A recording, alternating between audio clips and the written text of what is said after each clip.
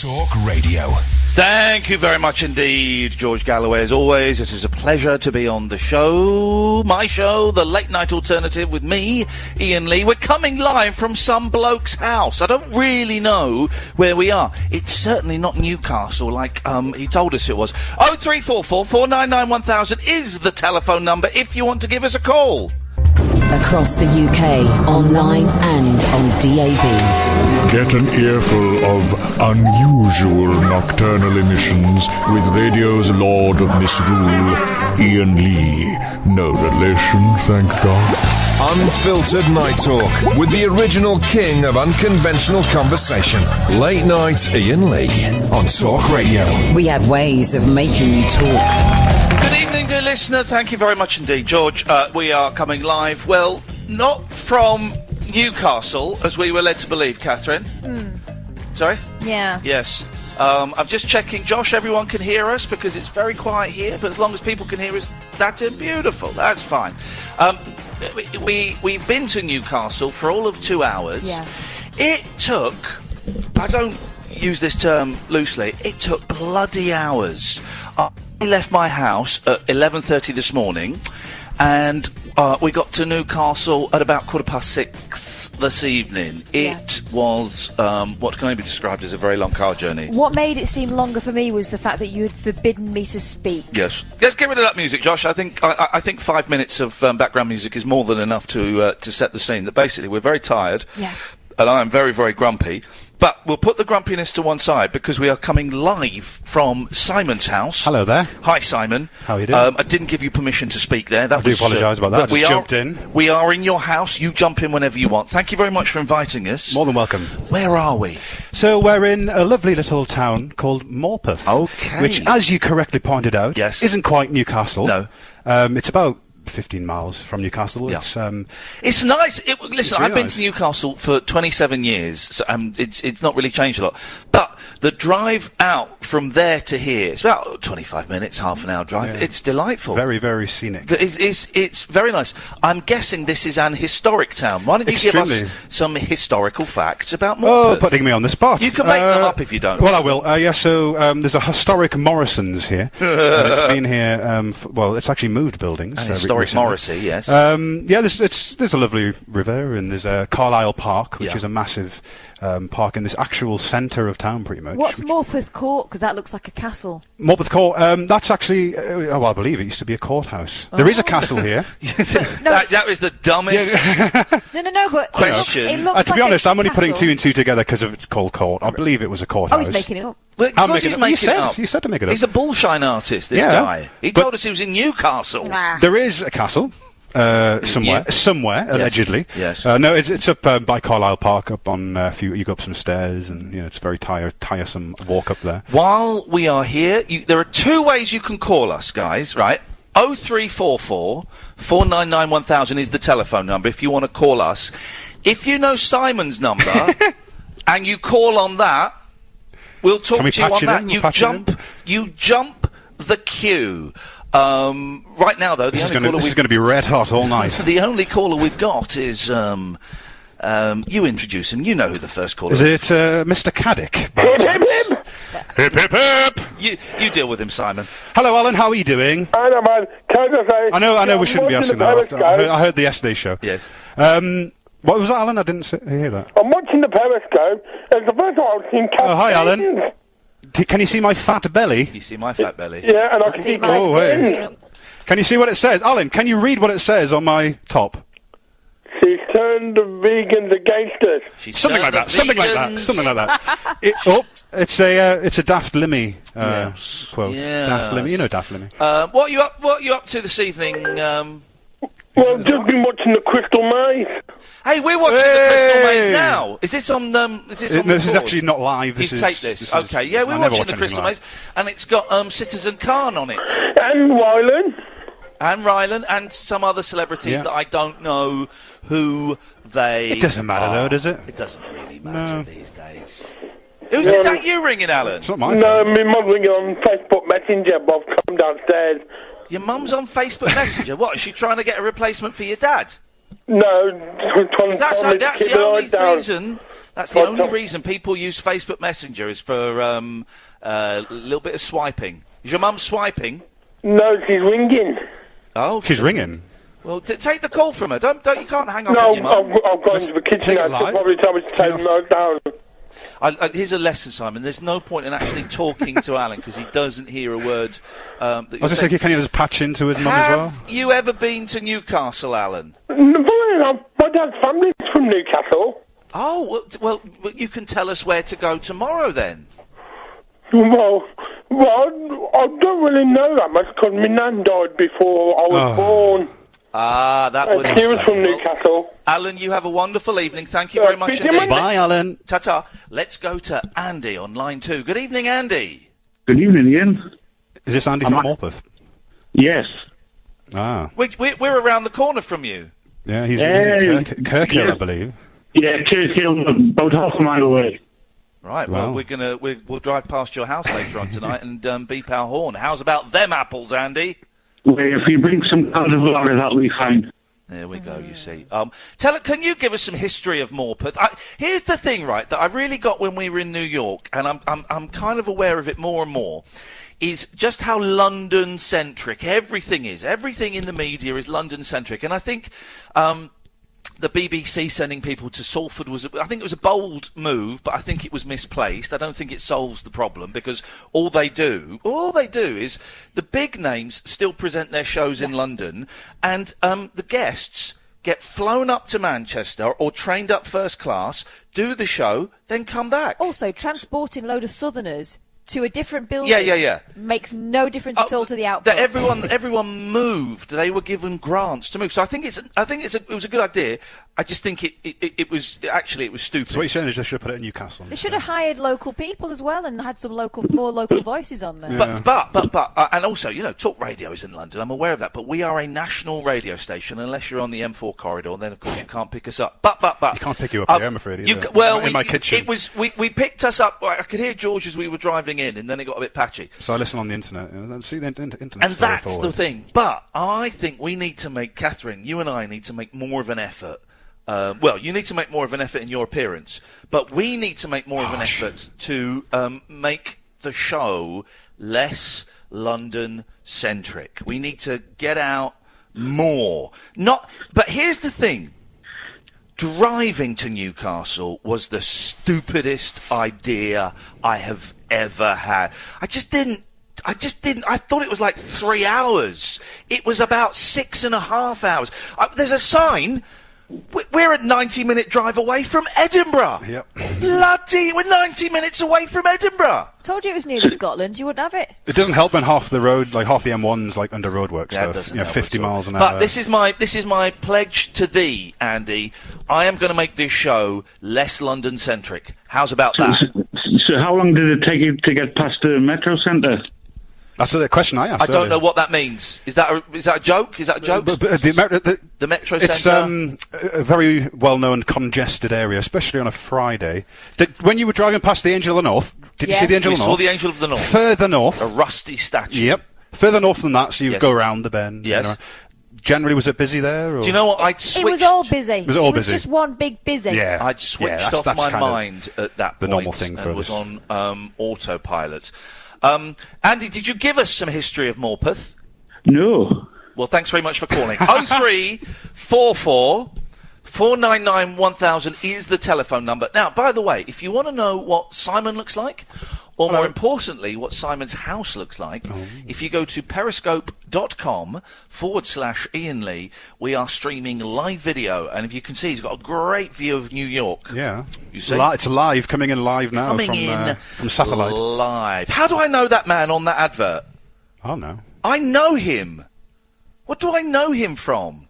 He does have that recognisable face, doesn't he? He does. I recognise him from something. I think his name might be Chris or Dan.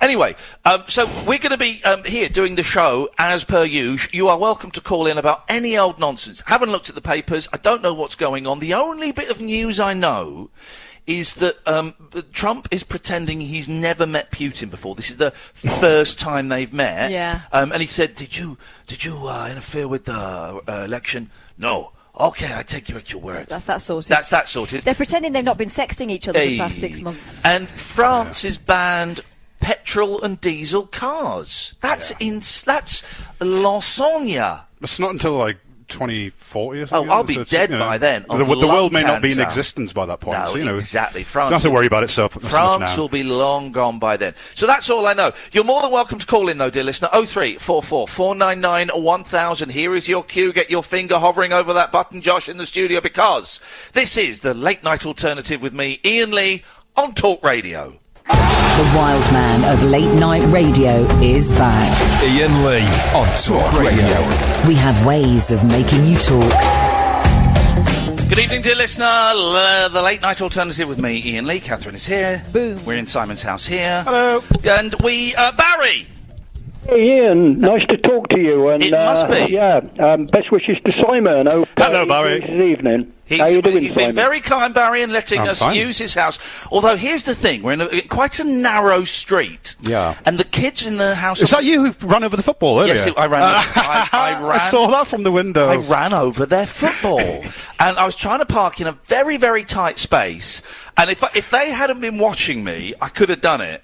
But I could hear their ball being dragged around under my car. I've seen it. I seen the ball go under. Yeah, it was me. And then you were kind of going back and forward, reversing in, and then you kind of gave up and it went away in the end. No, I was sort of wondering if that was you, actually. That was me. I caused anarchy, and I think you were getting filmed by them all over there, and it was all a huge laugh there. They took it in good spirits. They took it in good It was one of those balls that don't pop easily. They took it in good stead, Barry. What can we do for you this evening, Barry? Yeah, I've just got a couple of points for you, but can I say first of all to Simon, during the 60s I moved to a new colliery in Staffordshire. A lot of lads from the north, Geordie lads as we called them, came down, and you couldn't wish to meet better guys to work with. I'll just say that. Sir? Okay, good. Yeah, really nice lads. Right, okay then, Ian. Hang on, who are these lads that you work with? Did they ever go to the Ashington collieries by any chance? Yeah, a lot would come down from Ashington and various collieries. Ellington, maybe? Ellington? Oh, these are all places. Do you know these places in? I can't remember that Ellington, one. Ashington. I got to know a lot of them, Simon. It was a big mining estate that was built. I get a feeling that this is perhaps even too niche for the nichest show. I don't really know what he's going on about on radio. So let's move on, Barry. Anyway, let's carry on then, Ian. First of all, last night, mate, the first half hour was absolutely cracking. Oh, we won an award for... Oh! Flippin' it! For those who missed it, the first half hour last night was a tribute to... It was the 60th anniversary of Paul McCartney meeting John Lennon, and we did a Beatles medley, and I think it took months and months of writing and planning and rehearsing, and everyone played their part well. We won an award for that today. We won a Sony Award.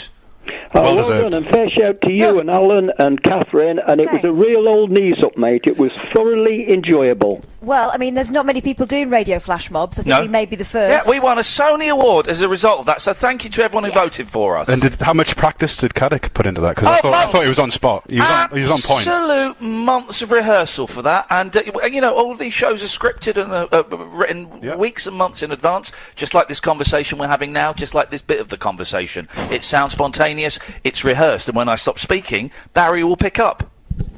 Fine. What I wanted to tell you was a little conversation today. A young guy in Wilkinson's, I guess it would come under the category of attacks by unusual animals. And the young man was telling me about 10:30 last night. He was walking in a built-up area here in Weston. Yes. And a badger didn't just go for his legs and calves, jumped onto his shoulder. Went for his cock and balls. I've no idea, but he went onto his shoulder, and the guy up to... Hang on a minute. Was he lying down? No, he was... How did a badger get up to a man's shoulder, Barry? Well, I've no reason to disbelieve this. He's a very nice young man, and I said, what did you do? He said, I reacted, I punched it, and legged it. So the bloke in Wilkinson's told you that a badger jumped on his shoulder, and in retaliation, he decked it and legged it? Exactly.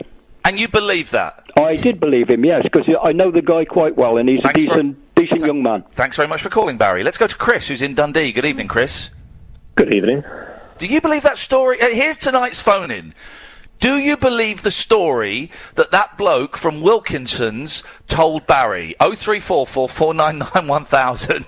Well, I'll do that as a Twitter poll as well. There we go. What you got for us, Chris? Well, I've never seen a badger ever.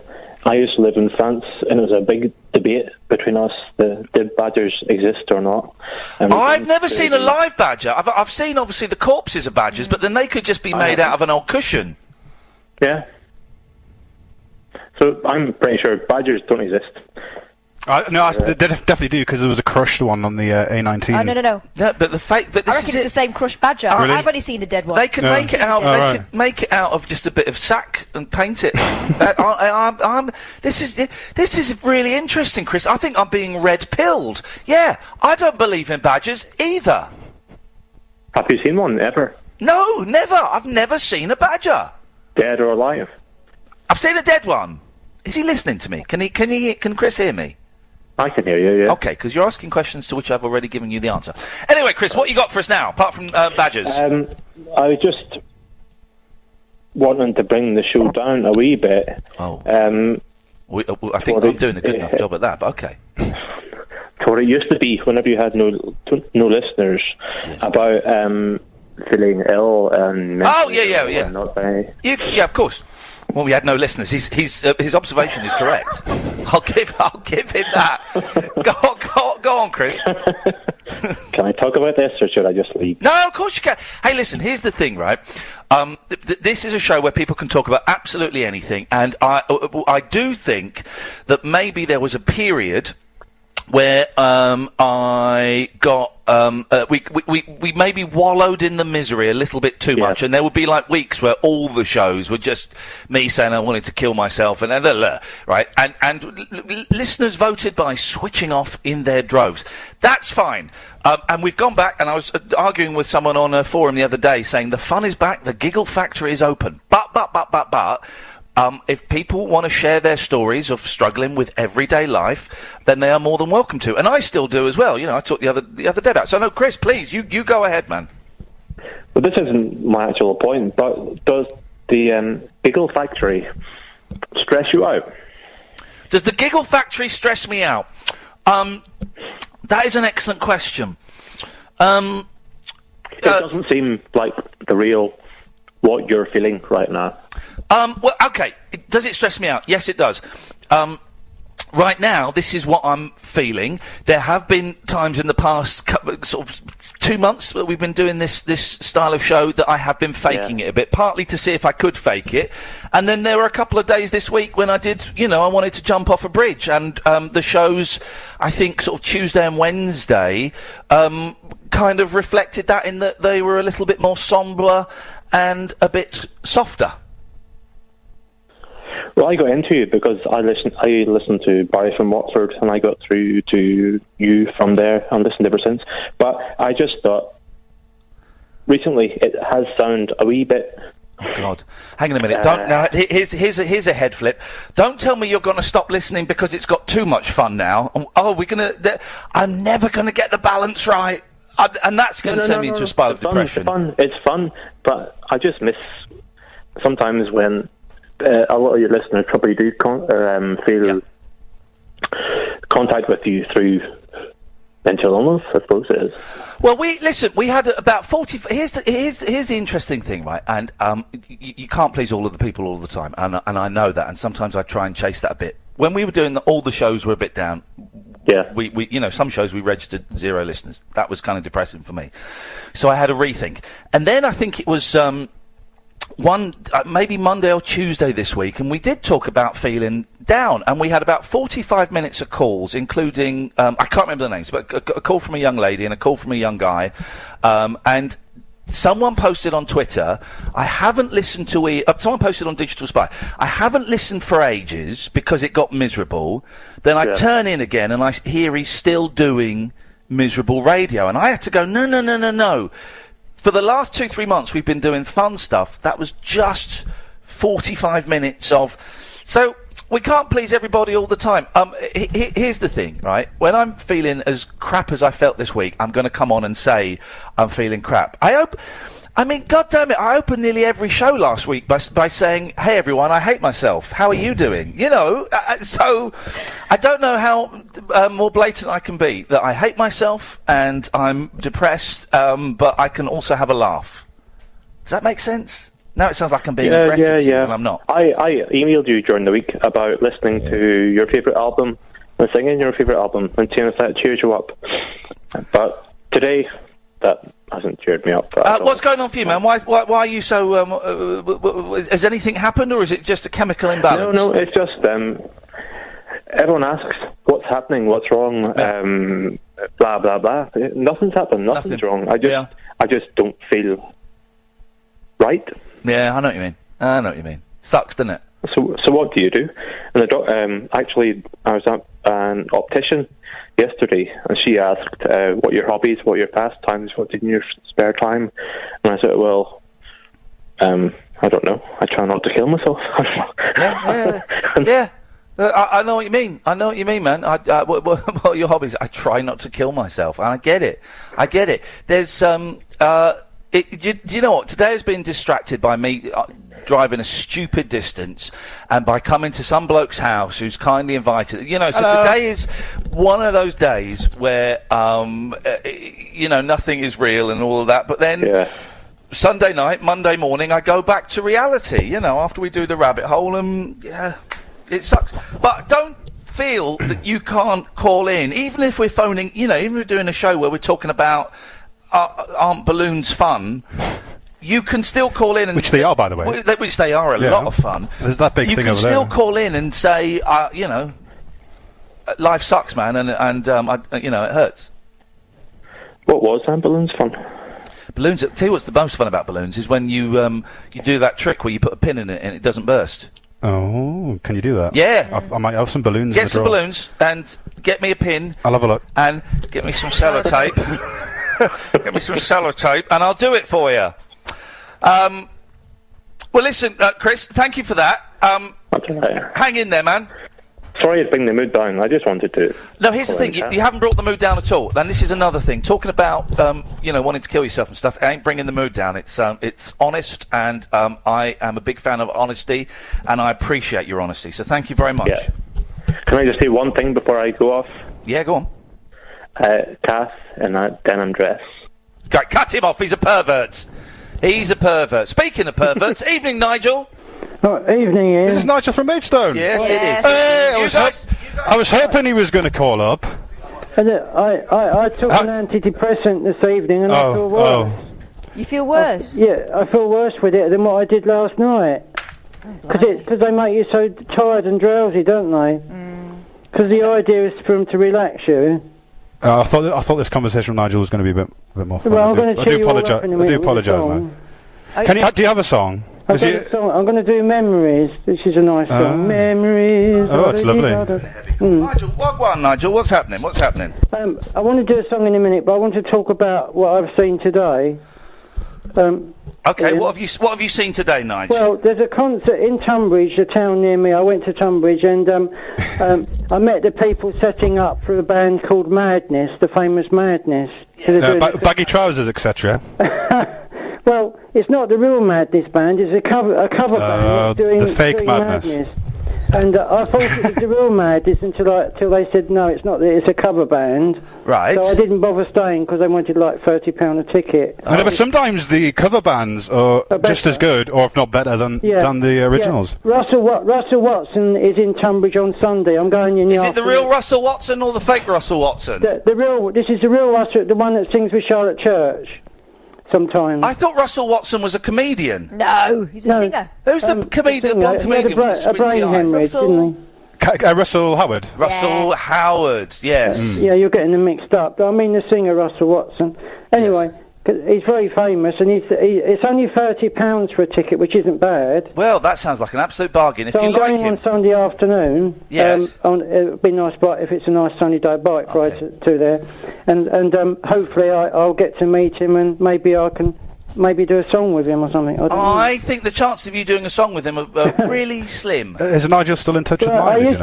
I used to know Charlotte Church, I told you, didn't I? She sent me What song would you like to sing tonight, Nigel? I'm going to do Memories, that lovely song by the old singer.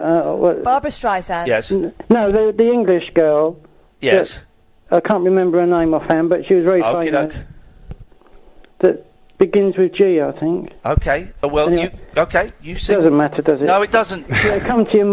Just sing the bloody song, man! Yeah. Okay, here we go. I'll just press the knob in. Oh. Pardon? Here we go. Jesus.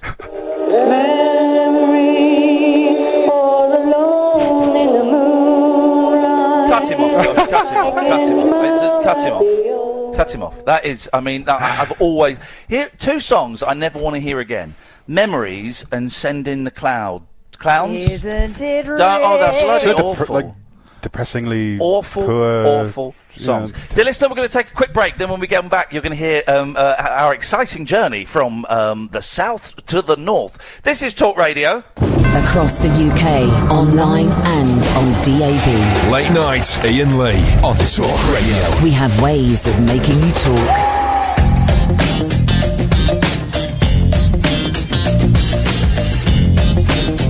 Thank you very much. When the music starts, just put the microphones on. That's all we need. Thank you very much, dear listener. We are broadcasting from just outside Newcastle in Morpeth. We are in Simon's house. Hello there. Thank you very much indeed. But let me tell you, can watch us as well, periscope.com/Iain Lee. But let me tell you, dear listener, it was a longer drive than I expected, and we documented some of it for you. Here is how mine and Catherine's day has panned out so far. Right, hold that. Okay. I am finding the address for Newcastle. I don't know where was that. Oh. Will you say something while I'm looking? Well, this is just in case any of you have never used a sat-nav before. Ian's just giving you a handy step-by-step guide. Stop for a second, because you're putting me off now. How do I find the address? Right, talk now. How long for? Well, just say something. Because I don't want to start giving out gold if you're going to cut me off in my prime again. Trust me, Catherine, you won't be giving out gold. Well, it's a very muggy and sultry day here in mid-Bedfordshire. I'm not going to be any more specific than that because people will turn up. Number 62. Station Road. But I hear that in Newcastle they are wearing coats. So, I mean, that's unusual. Apparently it's quite... sombre in Newcastle. I'm just saying the postcode to myself. There may even be a light drizzle. So I've got in my bag an emergency frock to put on over the top of what is essentially a very skimpy play suit. People aren't interested in No, but this is what I've been thinking about for the past hour, because it's baking here and I'm going to be sweating cobs for a good 2 hours before we reach the sort of midway line and suddenly the clouds descend. I brought a hoodie. 210, 4 hours, 38 minutes driving. Sweet Lord. Bloody hell. Oh, flipping heck. I mean, that is just ridiculous, isn't it? So, as you can hear, happy on the road trip. Right, if you be quiet now, because I'm...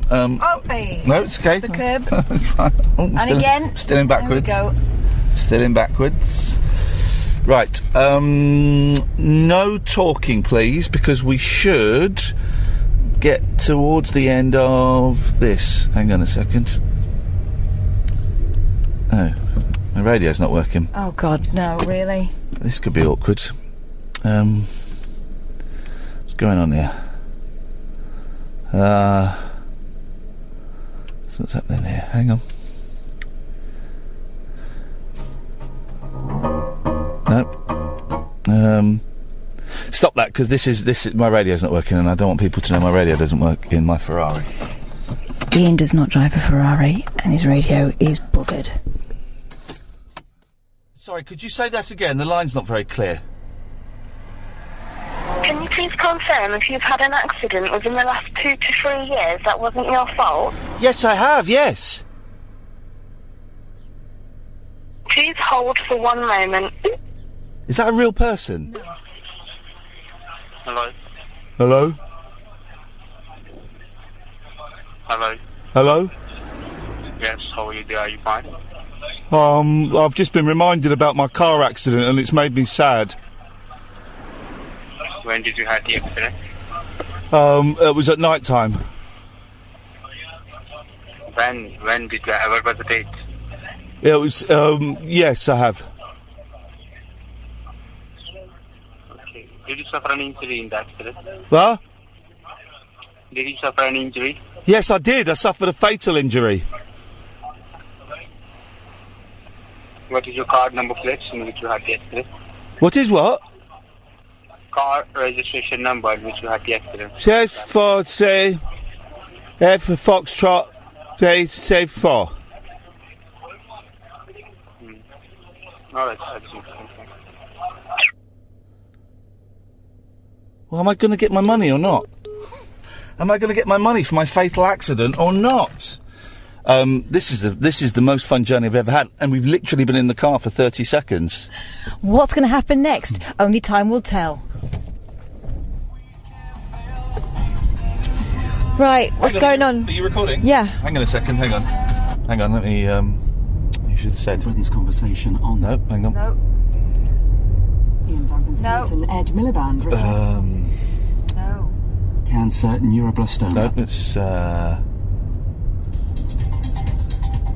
Putin and I have been discussing... Yeah, that sounds like us. Okay, brilliant. Yeah, hi. We have been driving for about 4 hours. Who's this bloke? Is this bloke telling us where to go? We've been driving for about 4 hours. Only another hour and 40 minutes to go. Jesus, this is the most torturous journey ever. It's been proper long, and we've been stuck in traffic behind people. And you've been getting right on my tits. And I've not been allowed to speak. No, and even that has been annoying. You're so annoying. You're the most annoying. The way you've just been breathing in this really annoying manner. So annoying. If I'd have known that, I would not have allowed you. You could have gone in the boot as I'd requested. So annoying. You see, I just cannot win. But saying that, we're having a real great time. Here's the thing, right? I didn't know Newcastle was so far away. Had I known it was so far away, I wouldn't have said we'd come to Newcastle. Well, it's nearly Scotland. It's nearly Scotland! Bloody hell! Where's my wallet? Oh, don't tell me I've come without my wallet.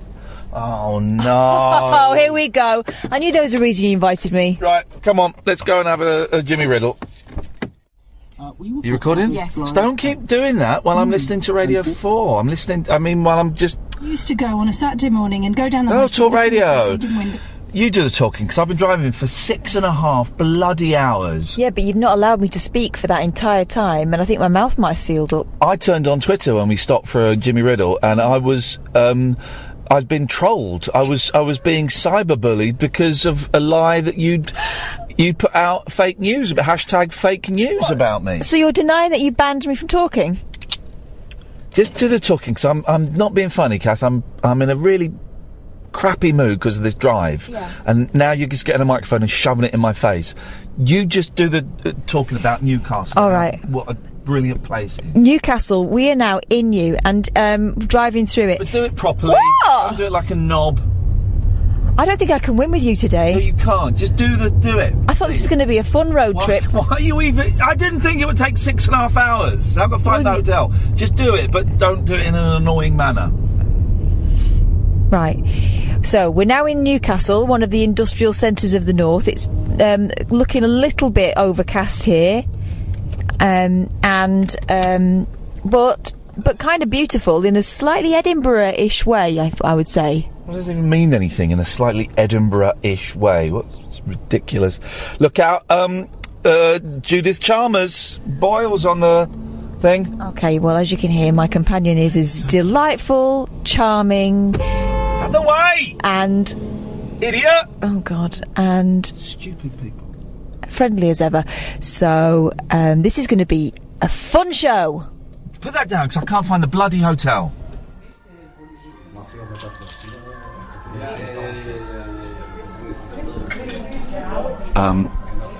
We have checked into our hotel. Once again, Catherine has a bigger room than me, but do you know what? I'm fine about that, because that's just the kind of guy I am.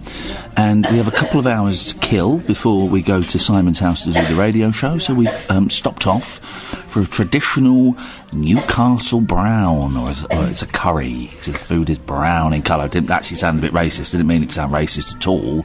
I mean, the food is... I've got myself in a terrible heap of mess here. Just to clarify, I am no more racist than any other presenter on... That doesn't help at all, does it? So we got... My food's not brown anyway, so, I mean, include me out. Actually, my food isn't brown either. It's kind of reddy colour, so it does... I have to apologise. That sounded racist, and I certainly didn't mean it to. I was trying to be clever, and I was dumb. But here's the interesting thing. You look as miserable as sin, Catherine Boyle. I'm so tired. Yeah, it must have been difficult sleeping in that car. It was difficult, very cramped. Yeah, but you slept in the car. Yeah, but not very well. I only got 20 minutes, and that was on the M1 when it was going straight. You've slept, mate. Yeah. And you're falling asleep in the curry house. I wish I hadn't said that thing earlier on about... I was trying to do... Because they have the famous... Stop going on about it. They have the famous drink, the Newcastle brown. People are going to think it was a racial slur. I was trying to say the food was brown. Technically, honestly, I did not mean it like that at all. I'm not a massive... I'm not racist in any level. I met an Indian person... Stop it. Just stop okay. it. Right, so we're going to eat this delicious food. Doesn't matter where it comes from. That sounded sarcastic, as though almost as if you're the racist. No. So we're going to eat this delicious food, and then we're going to... I'm going to have a sleep, huh? No, mate. No. Then we're going to wander around Newcastle and catch some of the ambience. And then you're going to edit this package together while I think of wonderful scripts and comedy scenes and characters for tonight's radio show. Aren't you? No, mate, I'm not going to do that. I'm not going to do that because I'm a professional. Do you know last night when we did the Beatles sing-along, it sounded like a spontaneous bit of fun. Do you know how many months of planning, of writing, of rehearsals with Alan that took? That took 4 months. That's longer than some West End shows for 25 minutes of radio. Yeah. So, no, I will be working hard for tonight's show. With his eyes closed, on his back. And just to say... I am definitely not a racist. I'm very excited. That meal was delicious. I think we should now go out on to the streets of Newcastle and see just how far word of talk radio and the late night alternative with Iain Lee has spread. You up for that, Boyley?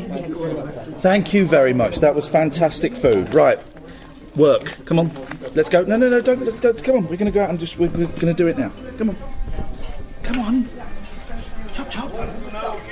Don't stop here. What if you take it? I'm not taking it to the toilet with me. Why not? We want to catch real Newcastle. That's too real. Okay, well, let's get out. Thank you very much. That was delicious. Thank you. Aren't people up north nice? Thank you very much. Bye-bye. Okie dokie, Catherine. I'm going to start outside. Oh.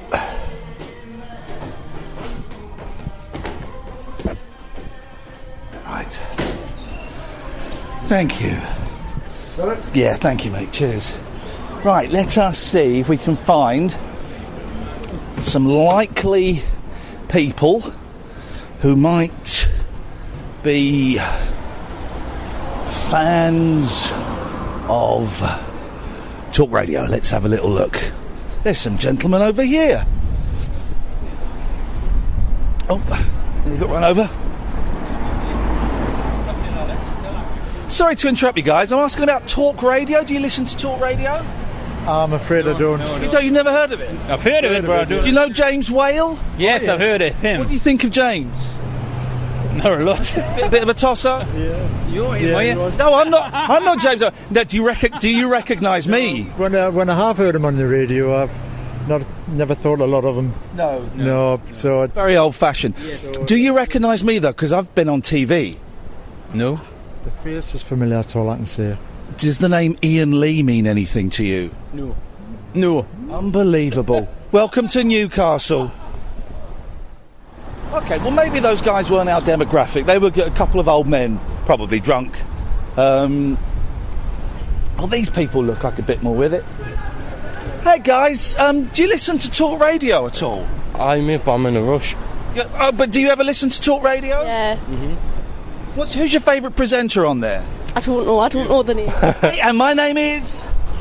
Unbelievable. This really is... very, very poor. Here we go. Here come some geezers. Let's go and speak to some geezers. Evening, geezers. Oh, I recognise you. Yes, now. You're off the telly, aren't you? Yes, go on. Come on, say it. You can say it. Come on. Come on. What do you mean, who is he? Come on. Do you listen to talk radio? No. Do you listen to talk radio, guys? Talk sport, mate, that's all right. Talk sport? They're idiots on there. Jeez. I've got a feeling that Newcastle may not be our natural habitat. Here we go. Excuse me, sir. You look like an intelligent gentleman. Are you... Up the wrong tree there. Oh, whereabouts... Do you live in Newcastle? No. Whereabouts are you from? Aberdeen. Oh, Scott... Oh, no, we broadcast up there. Do you listen to talk radio at all? Afraid not, mate. What radio do you listen to? Hee-haw. What? No radio. No? Oh, dude, you need to listen to talk radio. Could do. You don't fancy it? No. What you do? Why are you in Newcastle? Wee cousin's christening. Oh, that'd be nice. Aye, pretty much. What, is that happening tomorrow? Sunday, I think. Sunday? Oh, it's Sunday, you think? Yeah, pretty sure. How are you finding it? I haven't been up to Newcastle for 27 years. I don't know. Oh, you got a phone call? Yeah. Aye, sorry, mate. Oh, blimey. That's okay. Have fun at the christening. I smelt a lot of alcohol coming off that gentleman's breath there. Hey, Boyley, I got some bad news. What? Well, first of all, you've got curry all round your mouth. Yeah. Secondly, no one here has heard of talk radio. You kidding me?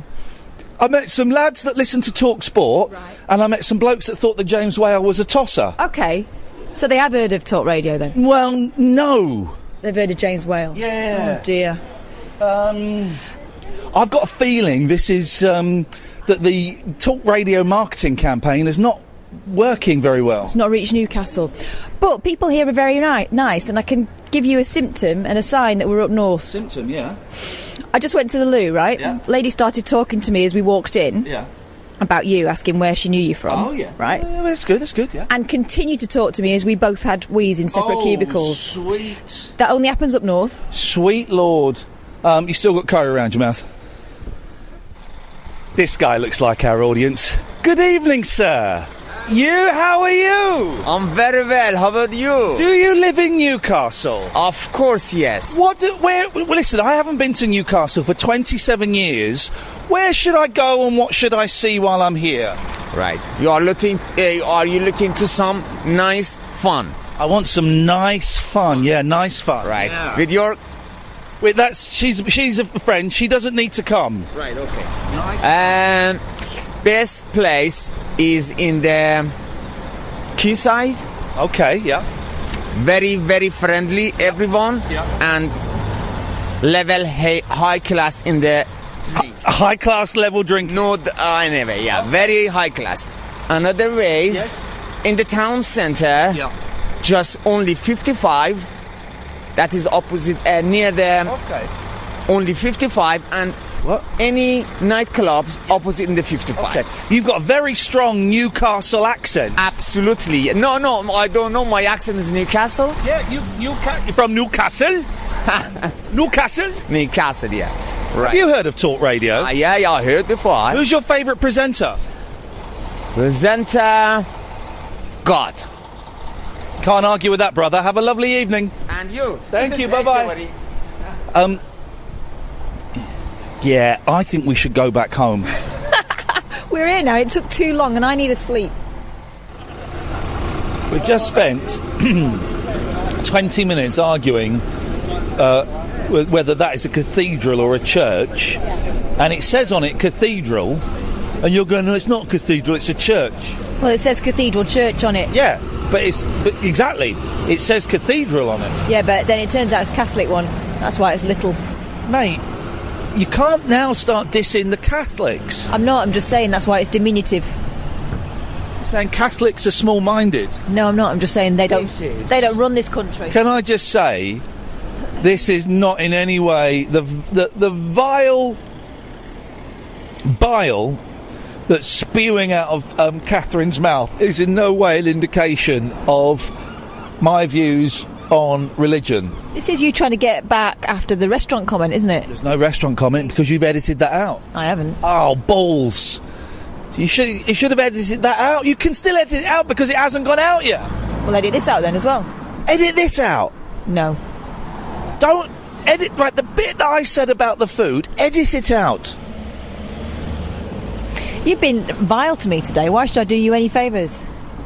Mate, I have been driving for nearly 7 hours while you slept and moaned about me listening to Elvis Costello's audiobook. I didn't moan about it. I just said it wasn't a barrel of laughs. No, he's not a comedian. He's a doer, singer, songwriter. With the emphasis on the doer. Anyway, it's a cathedral. Catholic one, though. They still count. Late night, Iain Lee on Talk Radio. We'll get you talking. Evening, dear listener. We are live now. You can hear us. That was our day. Later on, before the end of the show, you're going to hear as well. Remember we did the Eddie Large, an evening with Eddie Large a couple of weeks ago. You're going to hear some of the highlights from that as well. But for now, you can give us a call, 0344 499 1000. We're coming live from Simon's house. CJ! Hello. Hello, CJ. Hi, CJ. Hello, Simon, too. Yeah. Hi, CJ. Is everything cool? Oh, it's cool, man. It's cool. Good. What you got for us, CJ? I've got a theory about badgers. Oh, excellent. Yeah, it's good. So it's an out there theory. Now, when you only find dead badgers, you only find them in concreted areas, don't you? Okay, let's assume that your premise is correct. Well, what if badgers live in the sky? Okay, right. That wasn't going where I thought it was going to go, but... And they sort of have, like, little engines in their backsides that make them float around the clouds. And when the engines run out of energy, because they're not eating enough bacteria in space or in the sky, they come crashing down into the Earth. Are you back on the booze, CJ? I am certainly not back on I recommend you go back on the booze immediately. Thank you for that. Let's go to Emma. Evening, Emma. Hello, Ian. How are you? Hello, Emma. I am fine and dandy. What you got for us? A story. Well, I know Simon Paisley. He's an old friend. Hello, Simon. Oh, hi, Emma. How's it going? Not bad. Long time no speak. Definitely. Did I see you at a zoo recently up Northumberland way? Or was that your sister? I can't actually remember. Yeah, I have a mini zoo. I have 3 cats and a dog in a two-bedroom flat. Fair enough. There we go. It's a very niche conversation. Very nice. Okay. I actually have a funny story about what you had on earlier about when they ring you for your recent accident. Oh, yeah. That happened as we were driving up. Literally, as we pulled away, the phone rang, and I thought, oh, this could be fun. And it was one of those recent accidents. But now, because I answered it and spoke to them, all day, I've been getting phone calls from different numbers, all the same thing. Well, my old boss, she's left my job where I work now, and put a mobile to one of these people, and she's married, her husband's all well and alive, and I answered the phone and went, yes, my accident when my husband died, thank you for reminding me of my grief. Well, this is the thing, if they're going to keep phoning me, I mean, I don't get many phone calls, but I'm more than happy to give them a... well, you heard me say to the guy, yes, did you suffer any injuries? Yes, it was fatal. I mean, you're dealing with absolute idiots here. The bloke didn't even attempt to do it. Actually, to be honest, it was a fatal accident. He didn't even attempt to do an official voice, though, did he, the guy? No, not at all. That's the best they can do. But do you know what? I'd love to be in an accident and get $5,000. As long as it wasn't, crippled or something, Well, not crippled forever. What would you lose? Like I would easily lose a finger. Which one? I would lose any finger for £5,000. I'd lose a thumb for 20 grand. Would you? Yeah. That's the most important one. Out of the Any digits. finger though. Pinkies, you don't need, do you? Oh, pinky! I'll chop it off just for a laugh. Whoa. Go and fetch me a knife, Simon. Although I told you about my mate who lost his pinky. Yeah. He forgets that he lost it until he tries to scrape the carrots off the chopping board. He moves his hand along and they're still all there. Oh. Emma, listen, thank you very much for calling. Nice to talk to you. Cleo, stay there. We're going to come to you after the news. Dear listener, we are coming live. Well, we're in Newcastle. We've been to Newcastle. We're about 20 miles out of Newcastle in Morpeth. It is absolutely delightful. We're very lucky to be in Simon's house. Thank you very much, Simon. You can call us 03444991000. You can watch us on periscope.com/Iain Lee. And I mustn't forget to tell the whole reason that we're in Newcastle is because we're doing a show on Sunday at 5 o'clock in Newcastle. We've sold 36 tickets. He's going. We've sold 36 tickets. The place holds 300. I will tell you after the news how you can come and how you can be part of the show and how we'll fill it out with all my mates. Exactly. Let's do it. But if you want to take part in the show tonight, very, very simple. 03444991000 is the telephone number. If you want to give us a call, we call you back. You're listening to the Late Night Alternative with me, Iain Lee, on Talk Radio. Talk Radio. Dear listener, we need to break this London-centric thing we've got in broadcasting. And BBC had a stab at it, of moving everyone to Salford. I don't think it worked. In our own small way, Kath and I are trying to do it. We are coming from just outside Newcastle. We are in a listener's house. Normal rules apply. 03444991000 is the telephone number. The Late Night Alternative with me, Iain Lee, on Talk Radio. Across the UK, online and on DAB. Take a far-out trip into the twilight zone of late-night radio with Iain Doo-Doo-Doo-Doo-Doo-Doo-Doo. Unmissable late-night radio with the original king of unconventional conversation. Make contact with Iain Lee. Late Night Iain Lee on Talk Radio. We have ways of making you talk. Good evening, dear listener. This is the Late Night Alternative with me, Iain Lee. We are the more we've not really spoken about this, Catherine. Yeah. But the more I think about it, the more I think it is pretty much up to us to break the London centricity of broadcasting. We talked about the BBC moving to Salford. I think that they did it because they were told they had to do it by the government. But it didn't really achieve anything because it was mainly moving London for people. You know, people that lived in or near London were paid a subsidy to move up north. And also, there was a whole furore in the papers. Yeah. I don't know how much of that was whipped up by the papers. One of them being a newspaper that forced my dad to move from north to south, and there was no moaning when it came to that. It was either you take the job or you don't. Anyway, it whipped up that there were people moving from London who didn't want to go, you know, so it felt like a massive, hardship. And I don't think it really works, because a lot of the big name presenters, particularly on 5 Live, which is based up there, do their shows from London, or when Victoria Derbyshire was doing the show, she'd get flown up there, flown back. And that's not really the point, is it? And also the guests would get flown up there or sent up on a train so it doesn't really work like that. But I think with this show, we have the power to do this. We've already done this show from Edinburgh. We did it from Manchester. Now we're doing it from Morpeth, just outside Newcastle. We're going to go back to Manchester in a few weeks. We need to sort that out. We need this is the plan. Once a month. I'm saying this now, so we have to do it. Once a month. To start with, guys, it's a starter.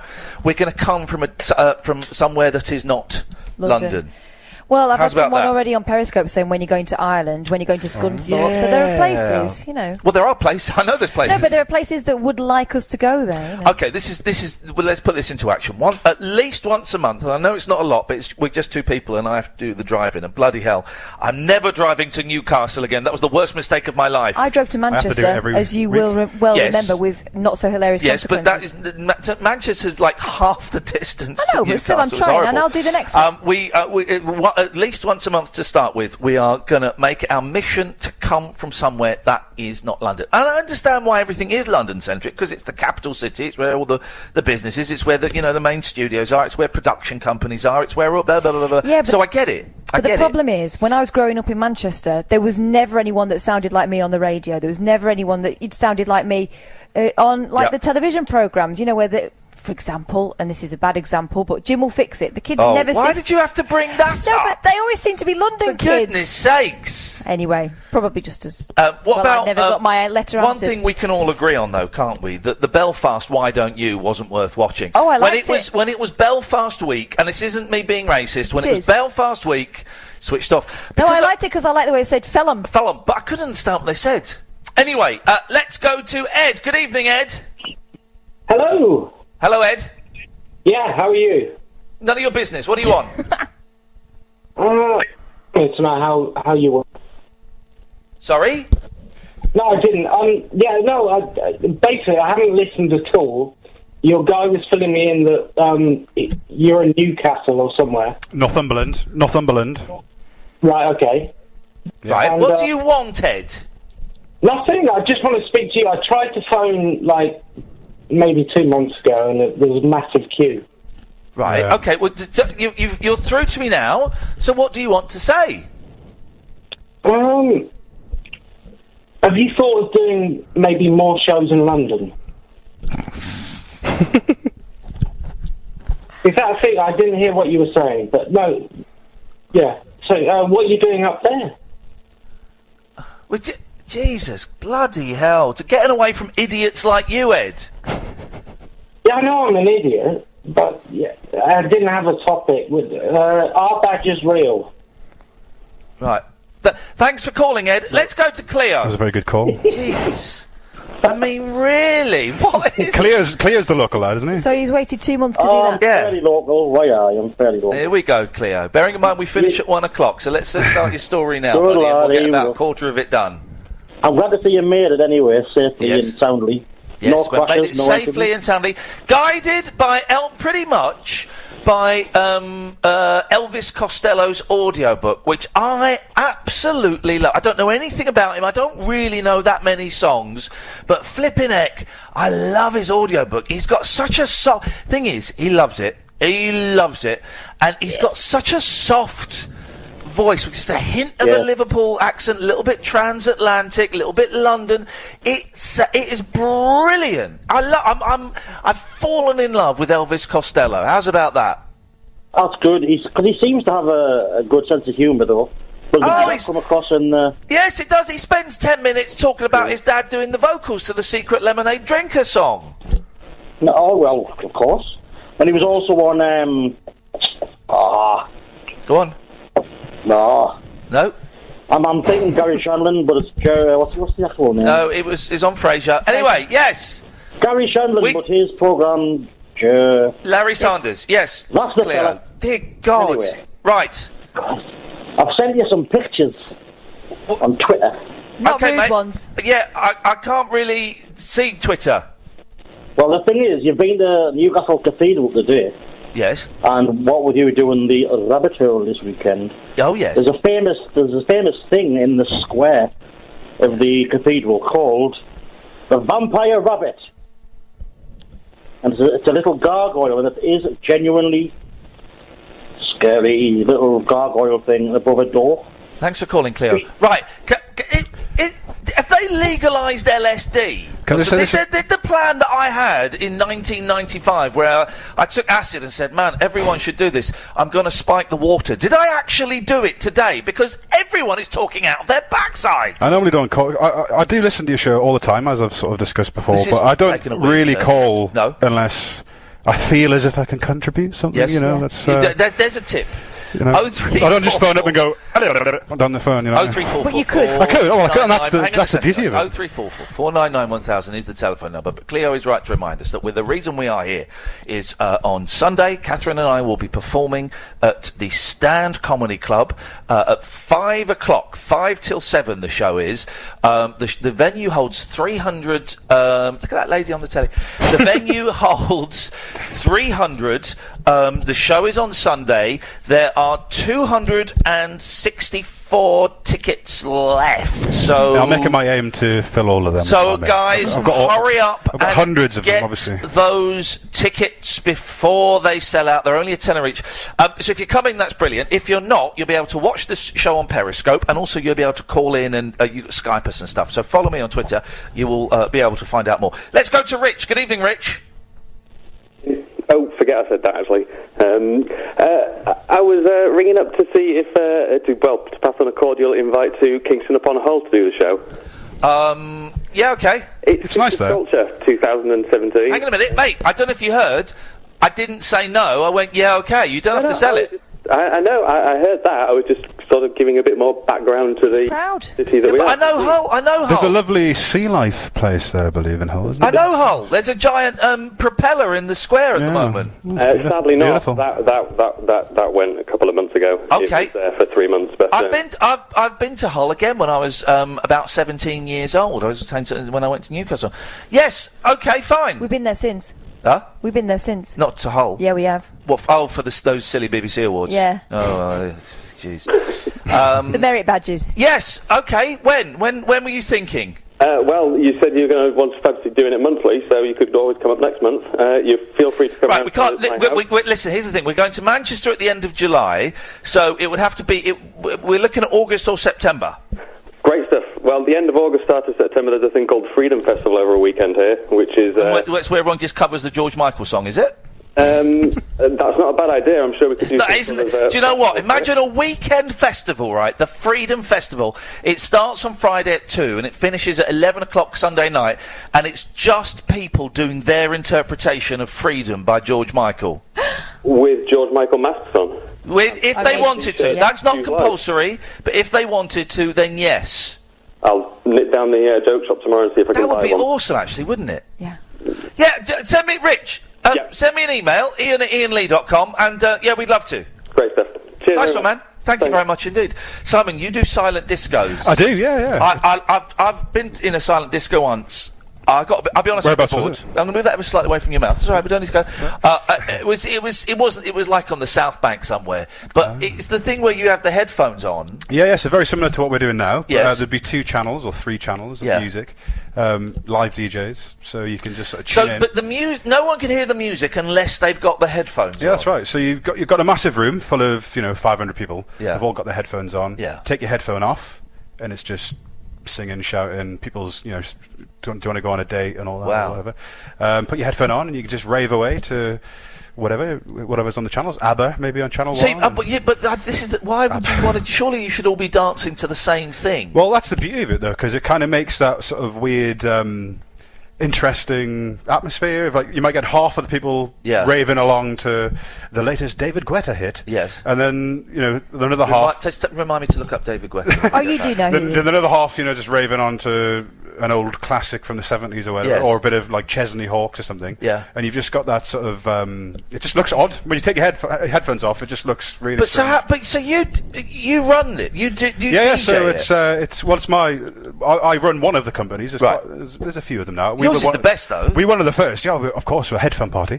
And I'm UK Silent Disco on Twitter. Just get that out there. Yes. But I've been doing it now for about 10 years. We used to run it from Reading, so sort of near to where you were from. But then moved up here in Northumberland, and we do universities, student unions, weddings. When people are dancing, then you sort of seek out someone who's dancing to a similar beat to you, or no, it's just still basically seek them out if you fancy them. So, isn't it? You've got the 2 channels. You just listen to music, and then if it's rubbish and you don't like that song, you press your button, listen to something else. If that's rubbish as well, then you. I don't condone drug use. No. Of course not. I just want to get that clarified. Thank you for clarifying that. Thank you. This is drug culture that's taking place. But how often are you doing it then? How big? All the time. This is. This is the busy period. Is it better for your hearing? Arguably, yeah, it would be, because you can actually control the headphones volume, and the... Do you get perverts that turn the music off? There's perverts everywhere. They everywhere. They're listening to the music, but really they're just... And touching themselves and that. Yeah, you get that. You get that everywhere, yeah. So but I don't actually go to the events all the time, because we operate with couriers, and we just ship them out. Oh, I see. They go off somewhere, and then we'll come back. How many headphones have you got? We've got about 3,000 in stock at the minute. Most of them would be next door. We've got an outlet in Ashington as well with some in. But they're actually all at events this weekend, so we've got some headphones at the Queen of Hoxton on Saturday. Saturday, on the rooftop in London. Right. Queen of I'm not Hoxton. driving back to No, London do you want to go for back to that? When is that? That's tomorrow, isn't it? Saturday, yeah. Yes. Queen of Hoxton, and then we've got some at the Brainchild Festival somewhere down south. I was there. And all over the place. So yeah. Well, that's a thing, isn't it? Yeah, but it's interesting, and if people sort of look at it and think, "Oh, what's this rubbish? Oh, that'll be rubbish," but once you get there, and you put your headphones on, you've had a few drinks. Yeah. Oh, it's amazing. I would highly recommend anyone rush out now and order their headphones. Go and do it. I'm going to sit this one out, but I'm sure. I love a dance, mate. No, it's good. I mean, you do need to be fully drunk to fully embrace it. I know you're out. I'm out. 0344 499 1000 is the telephone number. Badcock and James, stay there, coming to you after this. Uncut after-hours conversation for the up-all-night generation. Late Night Iain Lee on Talk Radio. We have ways of making you talk. Well, isn't George Galloway the nicest man? I should just say, on Fridays before us, 7 till 10, in case you missed it, George Galloway is on. And I'm reminded, because I can see him tweeting, but I can't, I'll reply to him later, but I can't, the way we're here, it's over there. But it's a cracking listen. Now, here's the thing, right? And on Monday to Thursday, it's James Wells, 7 till 10, and then on Friday, it's George Galloway. And here's the thing. I agree with... It varies. It varies with George. I agree with between 50 and I would say 70% of what he says. I disagree with him on Brexit. So there's loads of stuff I disagree with. And people say, how can you listen to someone who you disagree with? Oh, no. No. First of all, Galloway is like a ringmaster. He is, first of all, he's got that delicious voice. Secondly, the way he plays the callers and he plays the guests is fantastic. And also, I think it's healthy to listen to people that you disagree with. Otherwise, you're just in an echo chamber. And it helps me, listening to shows like George's and others, it helps me it either helps solidify my opinion and why I disagree with them, and here's a thing, guys, that I'm not too proud to admit. Sometimes I change my opinion. If I listen to someone like George and he explains something and I go, oh, do you know what? I hadn't thought of it like that. And then I go away and give it some thought and come back and go, do you know what? Maybe he's got a point. You're absolutely right. I was talking to my dad the other day and we're having this conversation about people whose ideas are fixed. Yes, and, sometimes we'll talk to people who are in their 60s, maybe older, and you think, I could have had this conversation with you 30 years ago and you would have said the same thing to me. I never want to be that person, but my dad reckons that you get to about our age and by that time a lot of your opinions are stuck. Oh God, no, I'm constantly flipping and flopping. There are some things that I'm pretty firm on, but I like to listen to people that I don't always agree with. I like to read newspapers that I don't agree with, and it either reaffirms my belief or makes me go, hang on a second, maybe there is a different way of looking at this. Here's a novel idea as well. You can still like someone and not agree with everything they say. It seems to be in this current climate, especially if you look at Twitter, and I know Twitter isn't a huge barometer of how people really deal with each other, because people would say things on Twitter they would never say out loud. But on Twitter, someone disagrees with you, or they immediately plough in, and it's generally in quite a nasty way. Yeah. You very rarely see a friendly discussion. It but always also, tends to be quite partisan. But the basic thing it boils down to is he's a bloody good listen. He's a really good listen. Friday 7 to 10 before us. He's our warm-up. We're his cool-down, however you want to look at it. But if you only tune in at 10 to listen to this nonsense, just tune in, an hour, half an hour before. I've only listened to him a couple of times. I have enjoyed what I've heard. Yeah. But I need to make it more of an effort. I think entertaining. He's brilliant. And I've listened to him when he was on Talk Sport. I listened to him when he was on LBC for a while. And I make a point of seeking him out. So to be on after him, and also, he just smells nice. Doesn't he smell nice? Above all the smell. Doesn't he smells nice? Can I just say that the total output in Talk Radio, I think, is amazing. From about 1 o'clock, so you've got John Holmes, Sam Delaney, James sometimes, and then obviously George. But I just think... I listen, by the way, Paul Ross, who does breakfast, nicest man in the world. Nicest man in the world. The radio station shuts down at 10 o'clock in the morning for 3 hours, and that's fine. David Badcock. Why I all... what was that? Are you all right, David? Why I... you're doing the accent. Go on, buddy. Away you go. Go on. The floor is... Hang on. The floor is yours. Go on. Why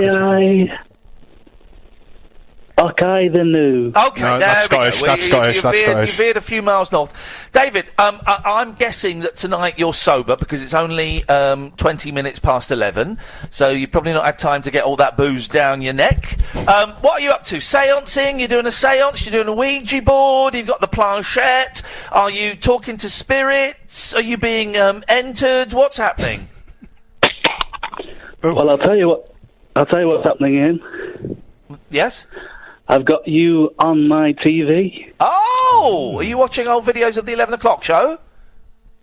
No, I'm watching the Rabbit Stream live feed. Oh, well, absolutely fantastic. I'm giving you our secret signal, David. It's our secret signal. You'll get that soon. There's a slight delay, okay? I tell you what, the Babe Station's gone downhill, hasn't it? Oh, we can put it on if you want. That's a bit rude towards Catherine. If your credit card bounces, what can I do?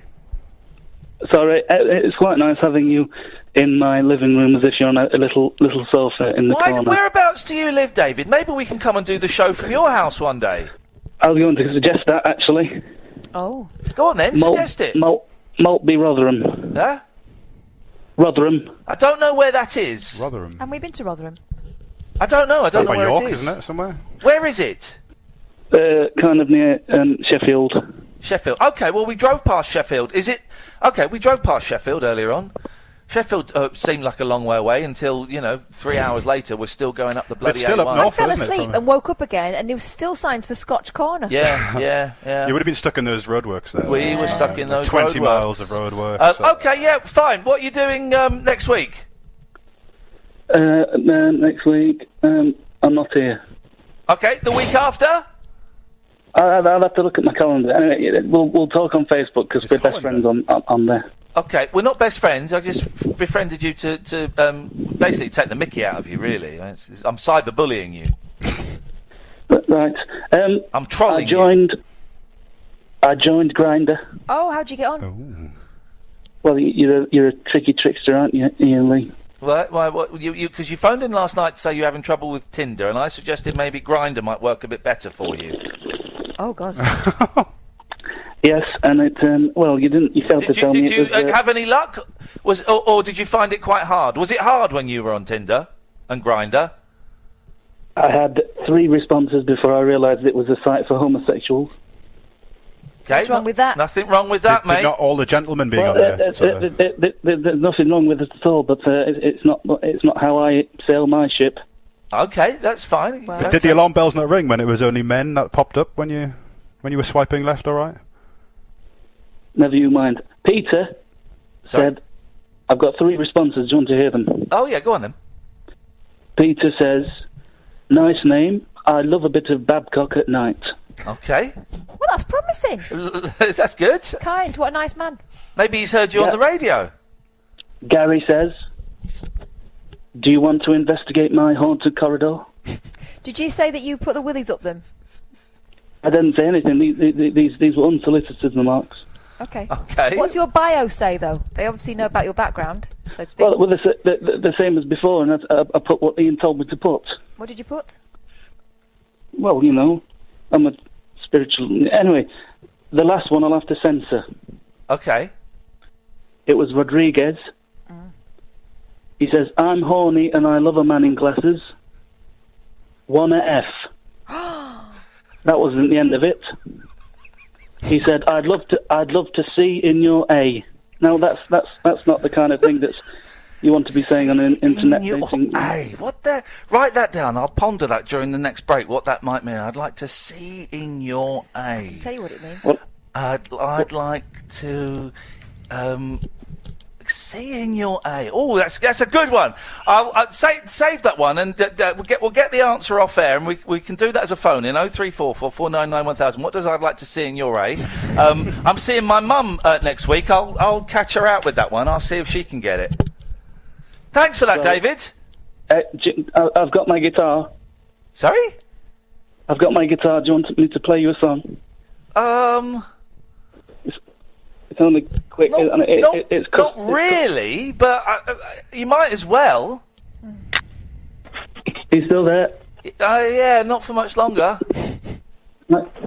Ready?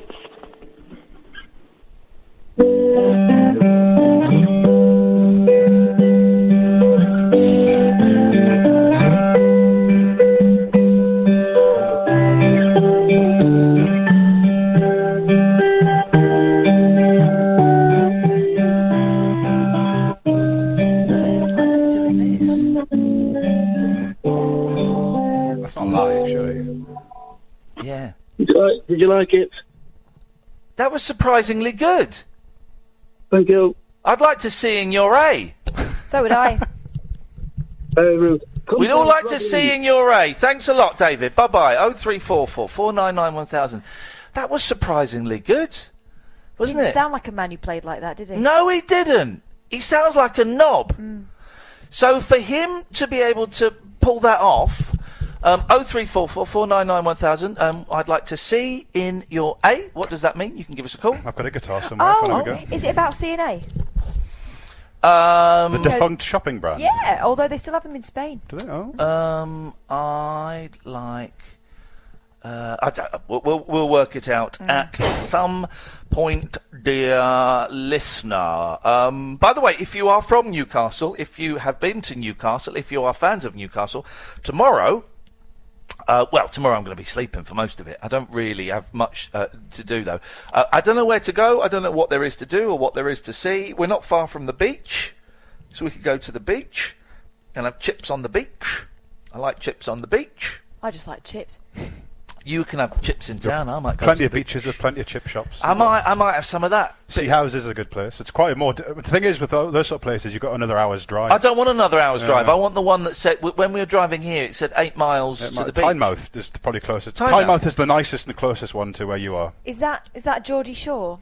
No. Oh, God, no. Geordie Shore is actually filmed in Wall's End. Is it? Yeah, on the river. It's actually filmed, because I DJ'd... Here's a factoid. Yes. With the Silent Disco, I actually DJ'd at the Geordie Shore house on the second series. Oh, did you? Expecting it to be in like a... Because it was meant to be in a Jesmond house. I don't know if that means anything to you. A house in a posh end of Newcastle. Yeah. The first series was, but they wrecked it. And the guys that had the house said, "You're not coming back." So they put them in a business container sort of industrial park. Wow. On a industrial thing in Wall's End. I think it's Oceana Business Park. How interesting. Everyone go there. That's where they are. Down by the river. Well, I've literally no idea what was being said there. 034... I don't know. It's not a programme. I watch it. It's a load of rubbish. I don't watch it. 0344 499 1000 is the telephone number. You're listening to the Late Night Alternative with me, Iain Lee, on Talk Radio. Late Night Iain Lee on Talk Radio. We have ways of making you talk. Alex is suggesting I'd like to concentrate in your attic. Certainly is possible. 0344 499 1000. Coming up a bit later on. We maybe you don't know. Some of you probably missed the fact that we were doing this. But we had Eddie Large on the show. When did we have Eddie Large on the show? Oh God, it was months ago. About 3-4 months ago. Was it this year? It was this year, wasn't it? Probably just this side of Christmas. And I organised it when I went on strike in March. So it was probably February we had him on. So anyway, we had Eddie Large on from Little and Large, right? And he and I thought got on really, really well. And so I had a stupid idea of putting on an evening with Eddie Large. And we put it on 2 weeks ago, 3 weeks ago, something like that. And it was a surprising success. I oversold it, but luckily some people... Oh, God! Naked Attraction, look at that. But Flipping heck. hang on a second. I put it on, and it was a raging success, and people came, and it was very funny. Eddie was very, very funny. He played an absolute blinder, and he was very nervous, and there was a wobble. There was a wobble at the start where he came on, and he was so nervous. And I introduced him when he came on, and there were 250, probably closer to 300 people there, and he was doing his little spiel at the start, and he started hyperventilating, and I was sat in the wings at one side, and his missus was sat at the wings at the other side, Patsy, the lovely Patsy, and he started hyperventilating, and he sat down, and we both kind of looked at each other and went, "Oh, how's this going to go?" But it was brilliant. It was absolutely brilliant. And what we're going to do a little bit later on, after 12, we will play you about 20 minutes or so of that evening, so you can hear how it went. Is the question about the ghost in there? Of course it is. The Q&A. Any questions? Yeah, who's the best person you worked with? What was it like when you had to break up with Sid? Have you ever seen a ghost? Superb. James is on the line, though. Good evening, James. Hello. Hello, James. Right, Ian. I'm a first-time caller. Are you? Yeah, You've never made a phone call before? No. That's wonderful, James. What's drawn you to call in this evening? Right, basically, I heard you do it today, and I haven't heard you do it too many times before, but there's a couple of broadcasters out there who are guilty of this, And one, I don't know if I should name him. Well, he's a good broadcaster. It's Ian Boldsworth, also known as Ray Peacock. But he's basically, it's the overuse of the word genuinely. Yes, okay. I don't use literally unless I literally mean it. But genuinely, is it just a form of like verbal procrastination? Because everything's and once you hear it once, you hear it all the time, and everyone uses it these days. Have you noticed it? You've slipped me a red pill now, haven't you? I'm not going to be able to. Do you know what? Yes, it is a form of verbal procrastination. I'm quite lazy in my speech, and I do from time to time, James. I kind of latch onto a word, and then I use it a lot. Does it annoy you? Yeah, well, the thing is, the more I hear it, the more I use it as well, and I hate myself for doing that. Yeah. Don't hate yourself. Does it mean, like, that the rest of what I say is lies? What does it mean? Yes, you know, I genuinely mean it. Okay. Well, just embrace it. Genuinely embrace it, because I think it genuinely suits you. Oh, I don't like it. Use it! It doesn't feel right. It feels good. It feels good. I genuinely don't want to. I genuinely think you should. And I'm genuinely sorry for not coming to the rabbit hole on Sunday. Are you in Newcastle? I'm not, no. I'm London. Then you have an excuse for not coming. We're doing one in London in September. Yeah, I'm coming to that one. That's no problem. It's the other ones. I mean, the problem is the travelling as well, because that's just like, it's a killer. I don't know how you stay awake for that long. Right. I started... Hang on a second. You're saying that now you've had a go at me for using the word genuinely, right? Yeah. And you've just said that the travel is a killer. What? Yeah. How many times have you been killed travelling? Well, I've nearly been killed. I keep falling asleep. I've started driving around the country for my job, and I just find myself dropping off. So I fall asleep in the slow lane and wake up in the fast lane. Oh no! Mate, you've got to be careful about that. You've got to be. I used to do that when I was younger. And now if I feel it coming on, I get out of the car. I stop. I pull over and I get out of the car and have a little walk around or a coffee or something. It happened to me a couple of times when I started driving back. When we started at Talk Radio, it's quite a long drive for me. Yeah. And driving home a couple of times it happened, and it's terrifying, isn't it? You think, what the hell? How long? I thought it was just a blink. Yeah, but I mean, on a lot of the motorways now, you do get like the service stations every sort of 15 to 20 miles, you know. Well, so there's a couple of times I've hit the rumble strips on the side. I think, flipping heck, thank God they're there. I do a lot of driving. James. I do a lot of driving, but luckily I haven't. I don't really. I just drink a lot of energy drinks. Yeah. My body's. Yeah, go on.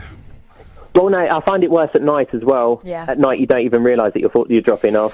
I also think that the lights and the lines on the road are quite mesmeric, and they you just are. got to be so careful. In stop-start traffic, it's fine, but on long stretches of motorway, when it's just clear for ages, it's not good. Even opening both windows. But James, you've never caught. How long you been listening? Because you sound like you're a little bit of a fan. I hope that's not an exaggeration. But if you say you're coming to the show in September, that means you're I'm a little genuine bit more fan, Ian. Well, how long you been listening for, James? Since you started. What, on Talk? Sorry, on Talk. No, not forever, but on Talk. It was Barry from Watford that got me into you. Oh, nice one. Where is Barry these days? He's dead. Oh, no, that's a shame. It's a shame. He's toured the same show, I think, for about 2 years now. Yeah, well... He's doing pretty well for himself. He's been doing that same act for about 20 years now, which is... I mean, what act? What do you mean, what act? I have no idea what you're talking about. Well, James, listen, I'm glad you're listening, and thank you for pointing out the overuse of the word genuinely. I need one of those collars you get to train a dog. The best way to train a dog is those collars that give electric shocks. And I should get one of those and put it around my penis. Okay, well, I'll happily buy that. I think I might have one upstairs, actually. There we go. James, nice one, mate. Thanks a lot. Thank you. Take care. See you in September. Bye-bye. We are doing the Rabbit Hole show in September at London at King's Place. It's the only London show we're doing this year. Here's my... thing. I've done lots of live shows in the last 24 months, okay? So we've got this one on Sunday at Newcastle. We've got Manchester, I think, on the 29th. Yeah, my Auntie Edna's coming. And then we've got London in September. So I think it's September the 17th. After that, I don't want to do any more live shows for about 6 months. Really? Yeah. Well, how are we going to do the Rabbit Hole? I don't know. And we need to have a talk about I don't want to do any more live shows. I think I just feel like I've done too many. And I want to. They're all great, though. They are all great. No, some of them, and honestly, some of them have been ropey. I just, part of me feels that I'm doing a little bit too much with this show, with the Virgin show. That's on Sunday. Should be good. The Mixcloud show and the live show. I just want to pull back from doing some stuff. Okay, cool. But you've had a recent burst of activity, and I think that it's probably a hangover from that. No, I've been thinking about it for a while. I want to stop. I want to retire. Are you still doing the voiceover? I would like to retire from live work in front of an audience. Luckily, this radio show doesn't count because no bugger listens to it. 0344 499 1000. Gareth, stay there. Come to you after this break. Unmissable late night radio with the original king of unconventional conversation. Make contact with Iain Lee. Late night Iain Lee on Talk Radio. We'll get you talking. Good evening, dear listener. This is the Late Night Alternative with me, Iain Lee, Monday to Friday, every week between 10 p.m. and 1 a.m. It's a late night phone-in show, unlike any other, in that I sit here and I chat about stuff, and we do talk openly about mental health and, you know, being suicidal and loneliness, but we also just dick around and talk a load of nonsense. And today we have been all over the shop. If you've just tuned in, we are doing the show from just outside Newcastle in a place called Morpeth in Simon's house. Yes, hello. How's it going? It's thank you for inviting us. I keep saying that, I know. But, yeah, you're more than welcome. Thank you. When you sort of were looking for a place last week, I thought, you know, I'm in. I've got the fast internet, as you mentioned. Very fast internet. And you're more than welcome to put as many devices onto the Wi-Fi We are as possible. caning his internet. I've got a BitTorrent open. I'm downloading so many movies. Tonight's the night. You can watch us on Periscope, periscope.tv/Iain Lee. Catherine, you've just knocked that. You need to go and rebalance that, please. Oh, hang on a minute. So that it is... Skirt's just popped up. Oh, there we go. First things first. Let us go to Gareth. Good evening, Gareth. Good evening, Iain. How are you doing? I'm fine, thank you, Gareth. How are you doing? Yes, I'm good. I do. I'm a podcast listener, and we have worked a little bit together. I'm the flute player, Gareth from. Oh, it's Gareth. Gareth, how you doing, man? You all right? I'm very good. Gareth plays the best rock, jazz, pop, soul, funk flute you've ever heard. He's a genius. Oh, well, you're very kind. Actually, no. You're a gamer. Have you played Horizon Zero Dawn? No. No, because I'm on that. I'm playing in that a lot. What is it? I don't even know what. I'm kind of a little bit out of touch with games. The only game I'm playing at the moment are Mario Kart on the Switch and Resident Evil on the Xbox. But I'm finding that a little bit tricky. No, well, this Horizon Zero Dawn, it was PlayStation's biggest launch in history. And so I didn't know this at the time when I was recording it. I would have charged them more. But you on it? I'm on the soundtrack of that. Yeah, I'm it on that. Well, anyway, no, I wanted to come up because I listen to the podcast, and you say to call in and say listen to the podcast, so I do, and I enjoy that very much. Thank you. I've got. I mean, this is a proper throwback. I've got terrible actors good actors in terrible movies. Oh, wait, did we do that as a phone-in? Yeah, it's a series delay. Okay, beautiful. The thing is, because I get podcast anxiety, I just have too many podcasts. You get this is why I didn't really start listening to podcasts until about a year ago when I was asked to go on Scroobius Pip's and Adam Buxton's, and I thought, I better listen to them to see what they are like. Just because there are too many podcasts. Talk about games. About 10 years ago, I used to get sent video games because I used to write about them and review them and stuff. So I'd get sent all these games, and it got to a point where I had so many, spoilt kid problems. I had so many games that I couldn't sit down and have a session on the Xbox because I couldn't choose because there were so many. So I ended up playing the same game over and over again. And it's the same with podcasts. There are just so many. And because we were going to America, we discovered Keith and the Girl and Beautiful Anonymous and Maeve in America and all of these things. And there are just so many of them. I've stopped listening. This is why I'm listening to audiobooks now, because there are so many podcasts, I can't choose them. So I choose not to listen to them. But I've got audiobooks as well, and then I listen to so many podcasts that my iPod is full, and then I've got audiobooks that I haven't listened to as well, and then my audiobook credits are now they're piling up, and then they send you an email saying, oh, you've got 6 credits, you either use it or lose it, so you're only allowed to have 6 credits. Guess, just without mentioning any companies, here's the... you can return those audiobooks and get your credit back. No. Mate, I did it 9 times, right? What? Until on the 3 months trial, to the point where I did it 9 times, they said, you've done it too many times. I just downloaded 9, but you can return the audiobook and get your credit back. But I shouldn't be telling you that, because you've already got... Too many already. You've got 6 credits already. Well, that's the thing. And basically, I started gifting. I put it on Facebook and said, "Who wants an audiobook?" Send them this way. And then go and get Billy Idol's autobiography. I insist you do it. Oh, it's hilarious. Well, the problem. The thing is, I haven't got the time to listen to them anyway. But yes, terrible movie, great actors, and I think this could close this topic. I think. Okay. We kind of closed it about 6 months ago, but okay.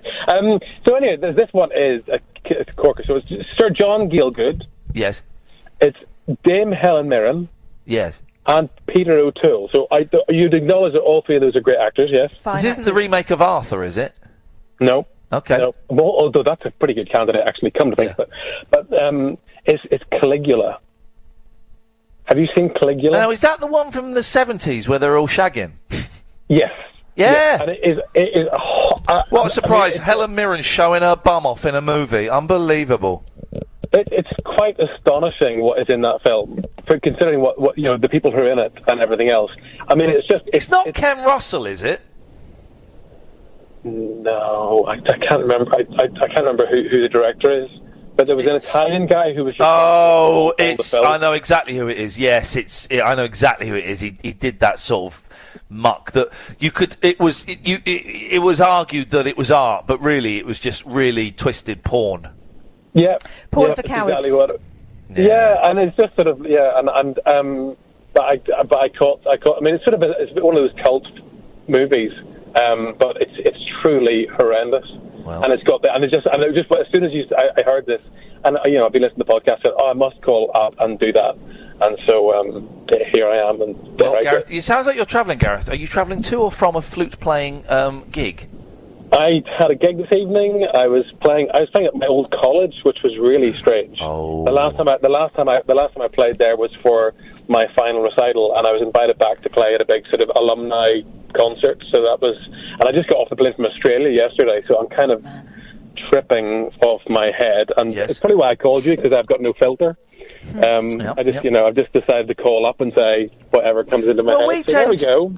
We tend to speak sort of once every 7 years or something like that? About that. I mean, I've called. The only place I didn't call you in was the morning place, because as a musician I don't really do mornings. No, as a radio host I didn't really do mornings. And no, I hats off to you for because just the getting up. Just got to feed the kids. Got to put food on the table. I get that. I do get that. But so I just got off the plane from Australia yesterday, and played that tonight. I'm playing with Goldie tomorrow. Goldie? With the teeth? As in Goldie, yeah. Because he's making a little bit of a musical comeback, isn't he? He is. It's great stuff. Because I'm in the Heritage Orchestra, which we're doing the Scott Walker prom as well in July, which should be good. Hang on a minute. What's Scott Walker prom? There's a Scott Walker prom on the 25th of July. Is he doing it, or are you playing? What was the setup there? He died, didn't he? Did Scott Walker die? No. I thought... Scott Walker's not dead. Is he? No. Well, I think he might be. I did Google him, because I've stood on the same stages. I've stood on he's alive. This is he's still 74. alive. He's alive. Idiot. Oh, God. Muppet. That's good. I have introduced Jarvis Cocker onto a very small stage, who then introduced Scott Walker onto that same stage. So I've stood on stage with Scott Walker and Jarvis Cocker at the same time. Oh. How's about them apples? Well, I'll be playing with Jarvis Cocker is definitely he's doing the gig, and who else is doing it? I can't remember. It's 25th of July. So it should be a fun gig. It'll be on TV, I think, and on radio. So hey, that'll be good. That'll be nice. Yeah, that sounds all right, doesn't it? It's Goldie tomorrow though, so that'll be fun. We're doing some tracks from his Timeless album, which is always good fun. There was. Do you remember? There was someone around about the same time, and I saw them on a New Year's Eve, 1998, going into 1999. Do you remember Ronnie Size and Represent? Do you remember that? It was like sort of drum and bass. It was at Alexandra Palace, like sort of drum and bass kind of thing. And I remember the drummer. It was nuts. And he was around about the same time as Goldie. There was a lot of that nonsense going on. I mean, it's so complex. The drum stuff especially is just ridiculous. I mean, you just sort of sit back and watch these guys. We've got two drum kits and a full percussion section going, and just like the noise is just. And people sit in front of the drum kit. You get the audience that literally just come and they just plant themselves in front of the drums and they're just like in a different world. Well, I remember when I was 17, 18, 19, it wasn't a good gig unless I came out with my ears ringing. That was the test as to whether it was any good or not. Yeah, no, I've got all in-ear monitors tomorrow, so it's all. I get to listen at a very civilized volume. Yes. I can turn everything down so I can hear everything at a nice. Sedate pedestrian volume rather than being off my head. Nice one, Gareth. Thank you, mate. Nice to hear from you. I hope that goes well. Yeah, cheers. All the best. Ta-ta. Bye-bye. 0344 499 1000 is the telephone number if you want to give us a call. Do you know what's just hit me? I'm really, really tired. Yeah. Really tired. I'm surprised. 7 hours in that blooming car. Do you have any Red Bulls or no? I can't. Other touch energy that drinks? No, I can't touch that. The rusty stuff. water. No, there's no need for that. I've got a bit of an addiction, unfortunately. It's not good for you, man. That stuff rots your soul. No. Coffee is the thing, and I need to cut down on coffee a little bit. But yeah, I'm absolutely shattered. We've got another hour of this nonsense. We have. Gareth seems nice. How do you know him? He used to call me at another place, and when I used to run a variety night. Oh yeah. He came and played. I think Gareth came and played at that. He must have done. Or anyway, I did something and he came and played at something. I'm not quite sure what, but he's brilliant, absolutely brilliant. Proper muso, isn't it? Yeah. Proper muso. Dear listener, if you want to give us a call, you'd be very, very welcome. 0344 499 1000 is the telephone number. Simon, where in Newcastle should we go to tomorrow?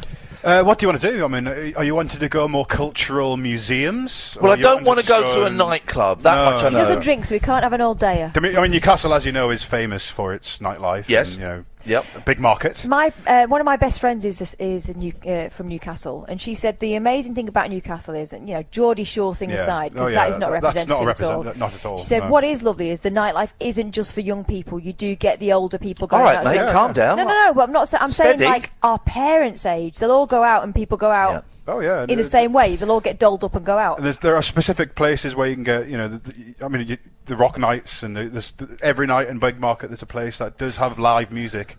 What is the thing about Geordies and Journey? I have no idea. Because it's like rock, don't they? Don't Stop Believing is a big theme, that is a big isn't thing it, up here. We did see. I don't want to dwell on cliches too much, but we did see the women wearing very little clothing. And you'll get that. Good for them. Good for them. That whole thing in their course. You don't feel the cold up here. I mean, I've got a couple of jackets back there, but they're very rarely used. Yeah. It's quite a nice day. You've got to pay to put them in as well, haven't you? So why don't you check them out? Exactly. But places to go. So I mean, if you're looking for cultural, you've got like the Hancock Museum, and it's a bit of a dodgy name. What's that? It's like a more of a history sort of museum. So dinosaurs. A history museum, you say, right? Which is really good, and it's free to get in. Obviously, being a museum up by the university. Or you've got. You've got like the shops if you want to go shopping. Metro Centre or boring. I wouldn't mind some record shop. We saw a record shop. Shops on Northumberland Street. Okay. And there's some back alley. You'd actually like it. I'm not sure the exact location, so you might have to look. Yeah. But there are some proper vinyl shops in Newcastle. Very, very famous in this area, which you might want to have a little browse in. We'll have some of that.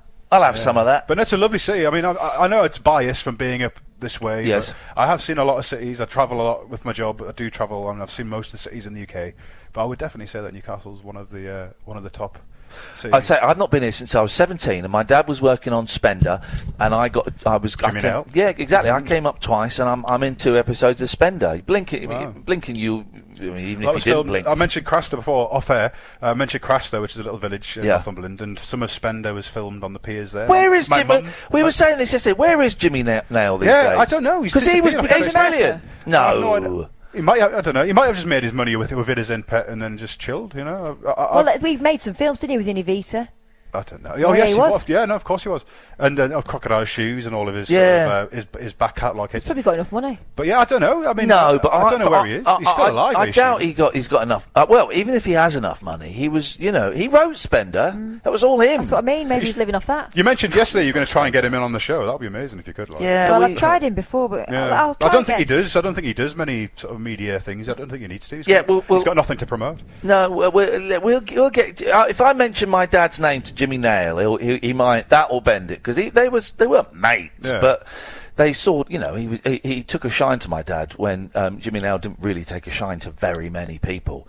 Let me give this one to me. I'm going to hunt down Jimmy Nail, and by hook or by crook, he'll be the last one on this book. Dear listener, we have another hour of this show. If you're thinking of calling, now would be a good time, because before the end of the show, at some point, you're going to hear a little bit of An Evening with Eddie Large. Just about 20 minutes or so as a little taster to hear some of the things that you missed out on, because I know lots of you couldn't make it. I know some of you did make it, and it was absolutely wonderful to see you there. But before that, if you want to give us a call, you can do 0344 499 1000 is the telephone number, please, with your suggestions of where we can go in Newcastle or the surrounding areas.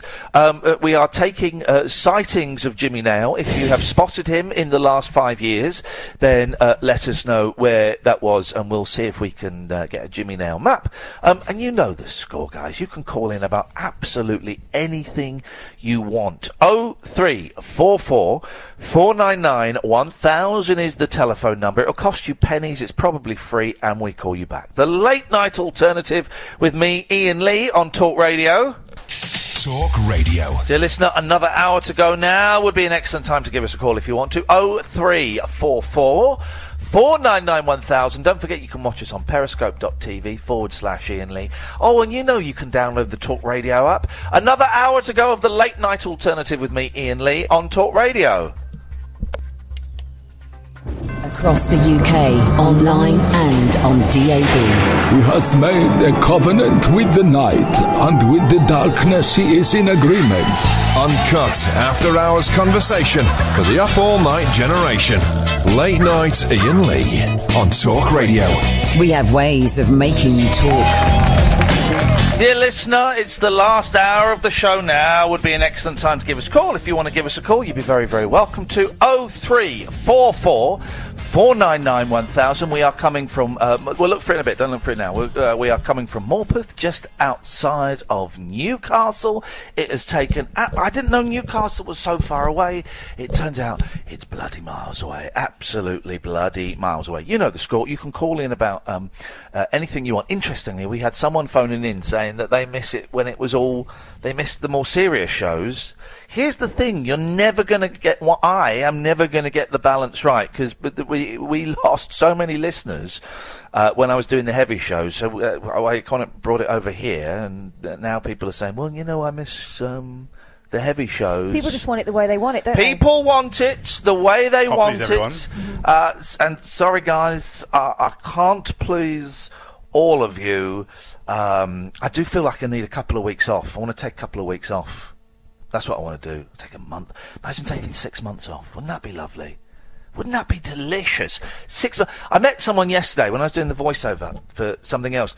And there was a young lady who tagged along who was doing work experience. And she was, she just left school. And she was going to go to university, but she was going to go in 2 years' time. What? She was taking 2 years out. I can't. What was you going to do? I don't know. I've no idea, but I can't think of anything more delicious. People go to Australia and stuff, don't they? I would never have gone. When I went to university, I went straight from school to university because firstly, people did not take the year out the way that they did later things happen. on. You have a child or something. Or Well, I also thought, I've got to go now. I've got to get it done because otherwise, life happens, like you say. I took the year out because I had to do my A-levels again because I muffed them up and I just barely scraped through. But for me, the DOS was going to college because I did a Mickey Mouse degree at what was formerly a polytechnic. But look at me now, guys. Dreams can come true. But that, for me, was the DOS. Was 3 years of drinking, experimenting with all kinds of, chemical reactions, and doing pretentious little playlets. Beautiful. Well, part of my course was a year out, and I would say that was the making of me, but that came 3 years into my course, and that was when I was just probably about right for doing something like that. Yeah. And I dropped out of school when I was about 16. Did you? And didn't go do anything. I opened up a printing.com franchise when I was 17. Did you become a .com millionaire? I didn't actually, no. I did it for a couple of years and didn't really work out, but I met a lot of people through doing that, which has brought me to where I am now with DJing and all that sort of stuff. Yes. So I'm not sort of regretting any of it. It didn't go quite to plan, but I'm not regretting any of it. When does it ever, though? I know, exactly. I was so young and we were so naive to sort of, I think, go into that when, being 17, 18. But it took us onto Lionheart Radio, which is a local community radio station, which I met Harry Hardy, which you... Yes, of course. Oh, gosh, I friend love of Harry. the show. Yes. And DJing, which I love doing now. I've been doing it for over 10 years. It's But you amazing. also do bits with John. John, yes, Holmes. John Holmes. As I say, I'm a massive talk radio fan. I've been listening since I remember, this sounds really strange, but I remember driving on I think it was the A19, listening to your sort of talk signal. Radio coming up at 1 p.m. or whatever it was, sort of excited, this is a new radio station, I can't wait.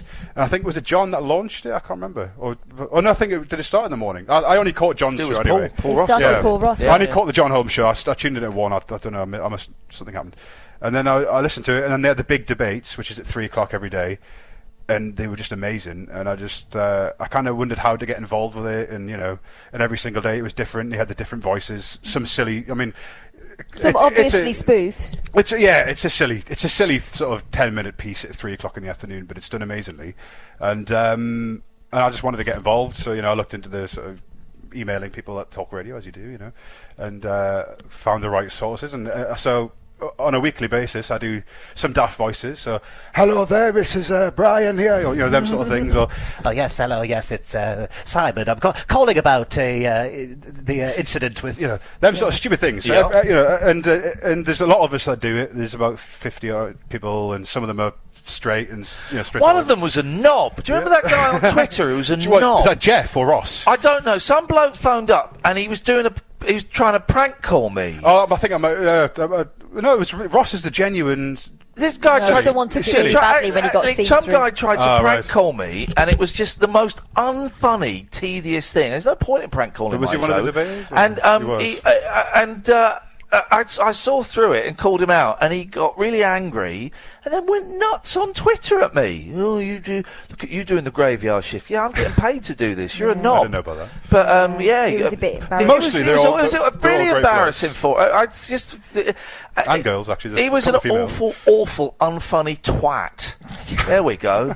He was. But anyway, I would recommend people. It's on. There's a podcast for the big debate on John Holmes' show. It's pretty. And listen to the rest of the show as well. And yes. But 0344 499 1000 is the telephone number. If you want to give us a call, you can do. We're going to play the Eddie Large thing in a little bit. We need to have one of our little brainstorms. Maybe we can do this tomorrow, Catherine, over a cup of coffee of guests that we can pursue, because we've got Luke Kane's coming in at some point to be the house band. Belinda Carlisle. Belinda Carlisle is happening. Howard Jones, but that's been pushed back a little bit. Is that happening? Yeah, definitely. Definitely? Well, when's Robbie Vincent coming on? Well, Robbie Vincent was all ready to come on, and then, of course, there was Westminster, the night that he was... ISIS!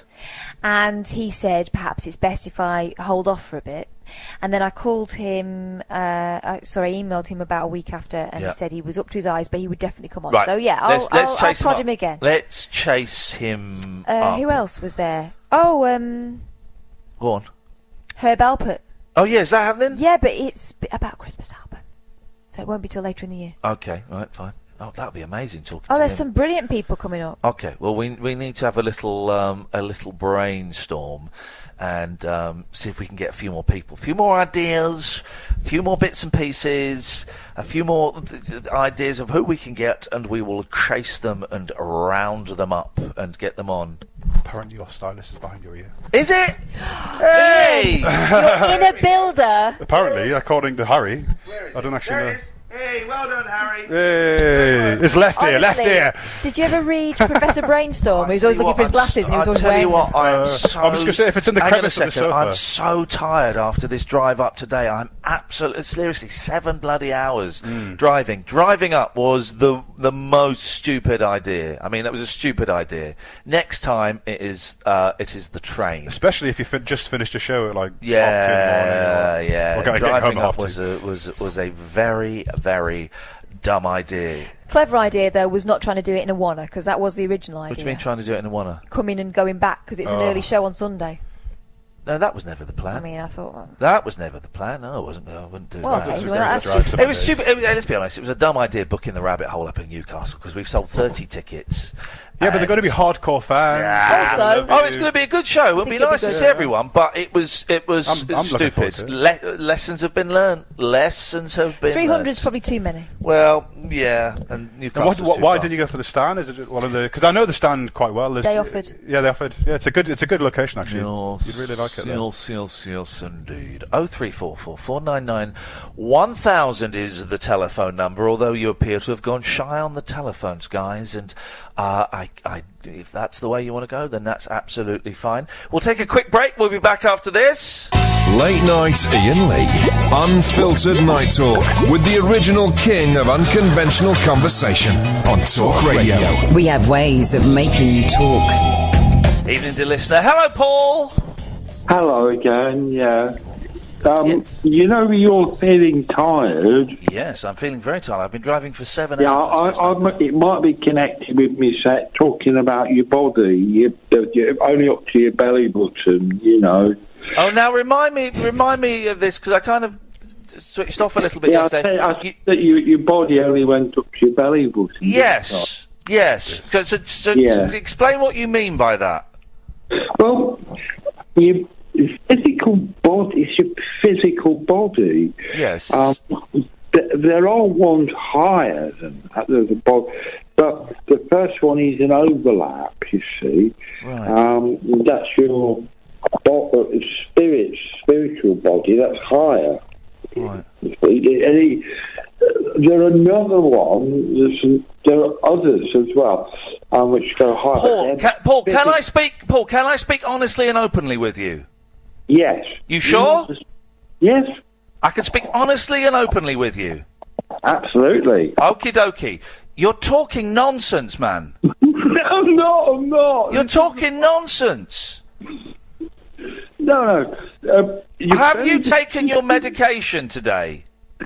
Yeah, I took my medication, yeah. Are you sure? Because you're sounding a little bit loose. They changed my medication. I know they changed it. We talked about your medication yesterday, and I just wonder... Oh, no, they changed my medication, you see. And it knackered me out as well, this new medication. Do you have a care worker or a health visitor? Yeah, I've gone out to the place I usually live at. Moved into this place where I am now. Yes, right. But so, what do you live? What you live in sheltered accommodation? Well, it's the government brought it in, so the idea is to get me back to normal life. Right, but so you live? Do you live in a flat on your own? It's a flat on my own, yes, but it's like a warden or something. Yeah, they're sort of like the staff sort of thing, you know. Okay.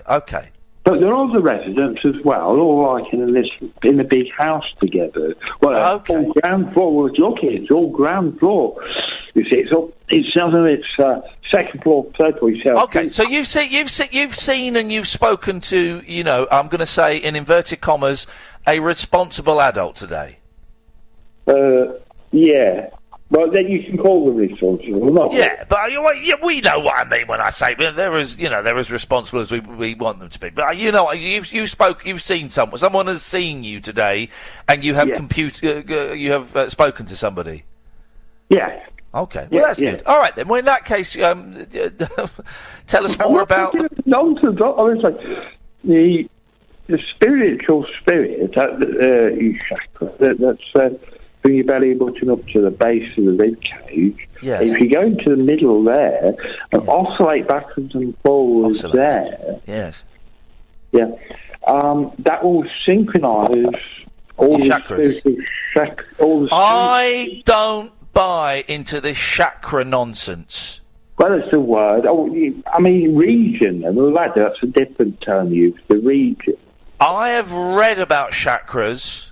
And it's all guff, isn't it? Well, no, they give energy. You can get energy.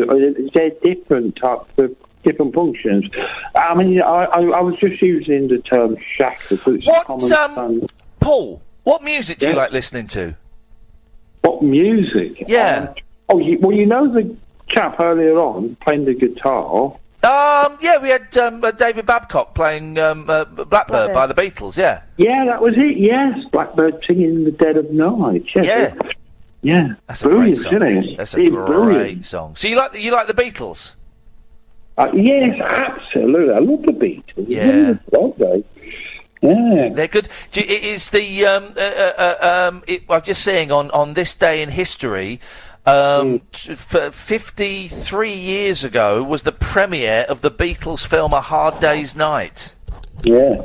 And that's something. Have you seen that film? Sleeping like a dog, Yeah. Have you seen that film? No. You should watch it, man. It's funny. It's a funny film. Yeah, but... Yes. There's sort of things... mind, it brings some thoughts to mind. Have you got? How old are you, Paul? I can normally guess people's ages, but I'm struggling with you. I'm 56. Oh, do you know what? I was thinking 54. I should have said it. You sound like you sound like an old soul, though. Do you know what I mean by that?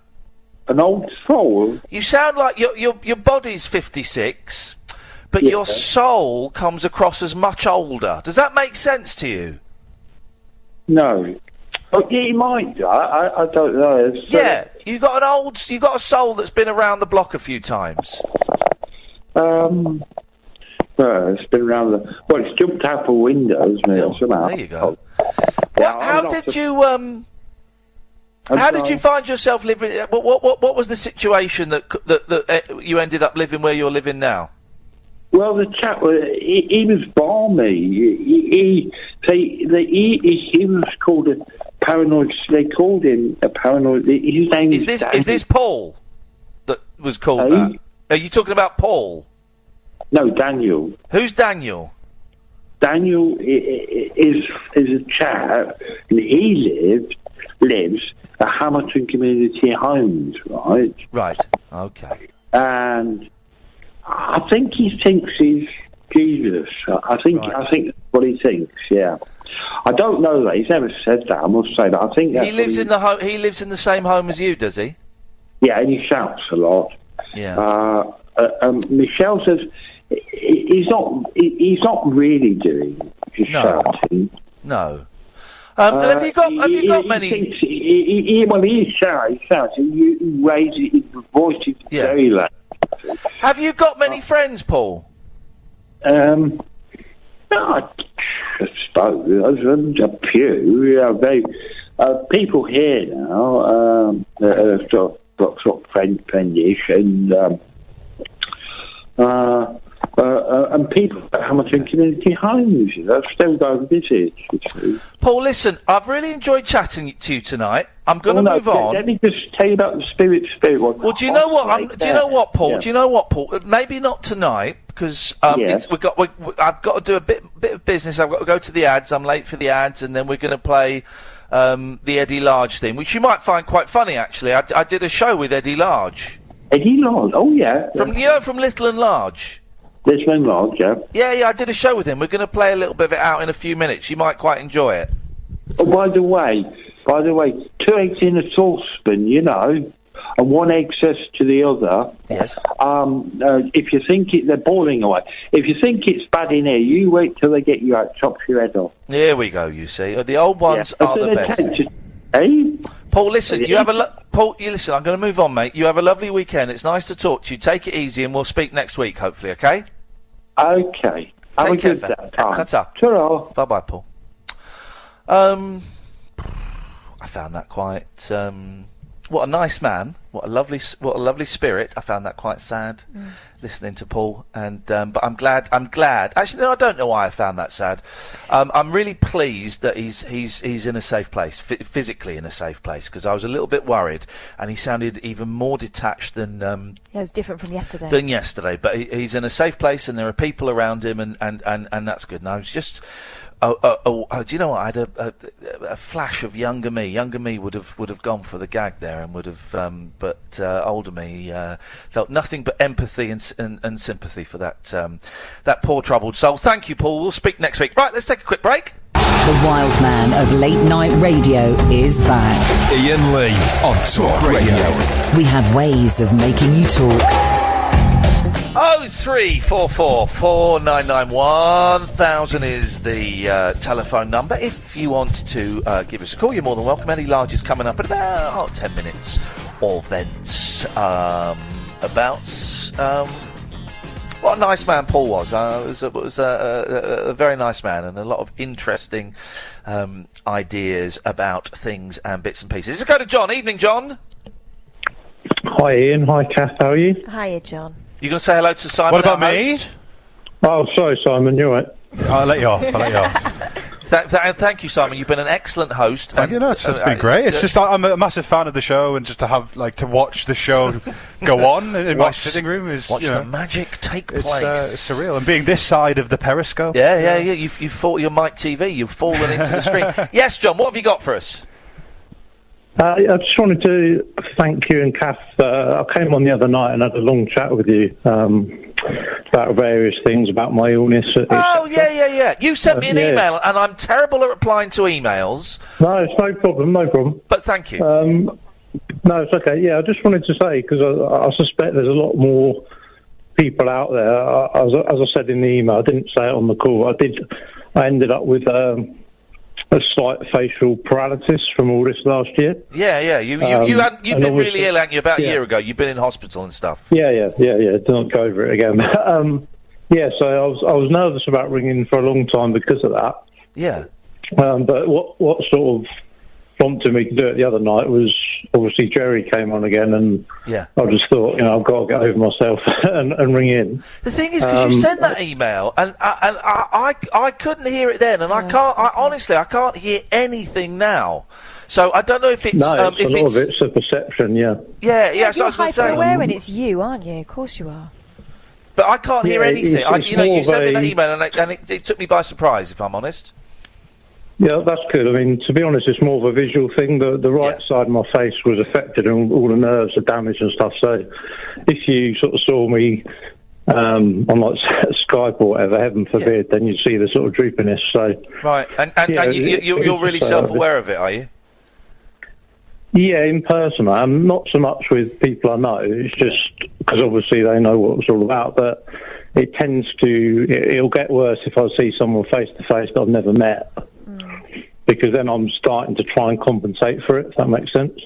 Yeah. I know. And then it sort of, I think it looks worse than it is, to be honest. But we all do that. We all do about everything. And you know what we would see, don't you, John? We'd see a survivor. I don't know about that. Yeah, it's totally what it is. It's totally what it is. And honestly, you can't hear it at all. You can't. Do you fancy a fight, John? Do you fancy a punch-up? Right. Go on then, yeah. Go on in. When was it? Have you ever hit anyone, John? I've never really hit someone. I've never hit someone as if my life depended on it. I do wonder what that feels like. Sorry, I'm going off on a bit of a tangent, but it's just... That's all right. I like pundits, you know. It's just popped in my head what it feels like to hit someone. Not properly. Only once in sort of self-defence, but I'm not really a fighting type, to be honest. No, me neither. I wouldn't condone it. I wouldn't encourage it. I have. Oh yeah. Yeah. What was it like? You got 15 seconds. I used to get bullied terribly by a big boy. Yeah. And one day I turned around and whacked him one, and no one ever took the mickey out of me again. But Wow. I felt like it was frightening. There was a loss of control. John, listen, I've got to move on, mate, because we're going to play the Eddie No, Large mate. thing, but it's nice to speak to you, and thank you for the email, and we'll speak soon. No, it's CNA, Cash in the Attic. There you go. Cash in the attic. That was it. Thank you very much, John. Matt, we haven't got time for you tonight. I'm really, really sorry. We're going to take a quick break, then we'll come back and we'll talk about Eddie Large.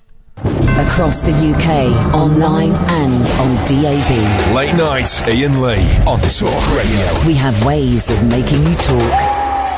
Right, so we're going to play the Eddie Large thing. Simon, thank you very much for letting us come. pleasure. Give it your Twitter and all the things you want to plug. Get them out now. UK Silent Disco, or if you're looking for a silent disco, go to headphoneparty.com. That's about it, really. There we go. I Perfect. don't need to promote anything. Perfect, that's fine. For a good time, call Simon. That's all we need. well, why not? Now listen, about February, think something like that. We had Eddie Large on the show from Little and Large, and we hit a rich seam of older entertainers and comedians and stuff. And I thought he was really, really funny when he came on, and he was quite nervous. And I was surprised to hear that he'd had 2 near-death experiences. He'd had he had a heart transplant, and also a couple of years ago he fell over. And in the way that older people, he's in his 70s, when they fall over, that's a big deal, and he nearly died twice. And we got on quite well, and I was kind of thinking, and I sent him an email saying, this is a really silly idea, but would you ever want to do an evening with Eddie Large? And I'll put it on, and I'll host it, and I'll, introduce it and do all of that, and you just rock up, and you can have all the money. And he replied, no, I don't fancy it. And then he obviously got talking to his missus, Patsy, who is a powerhouse, and he got back in touch. He said, yeah, I'll do it, but it's got to be in Portishead, this tiny little, sort of almost a village that he lives in. And he set these kind of not insurmountable barriers to make it almost like we wouldn't do it. But they were narrow parameters. They were narrow parameters, and I put it on, and I managed to do it, and I booked a hall, and we sold tickets, and about 270 people crammed into this hall in Portishead on Sunday, June the 25th, was it? Something like that. Gosh, all these dates seem so important leading up to it, and now it seems a lifetime ago.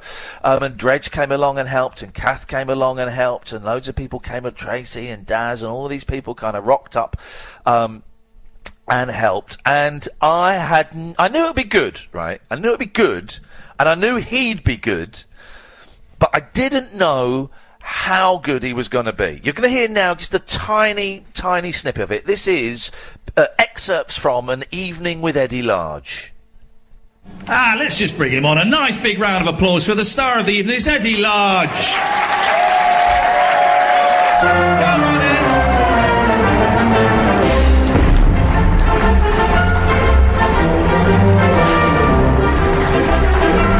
There you go. Right, how you feeling?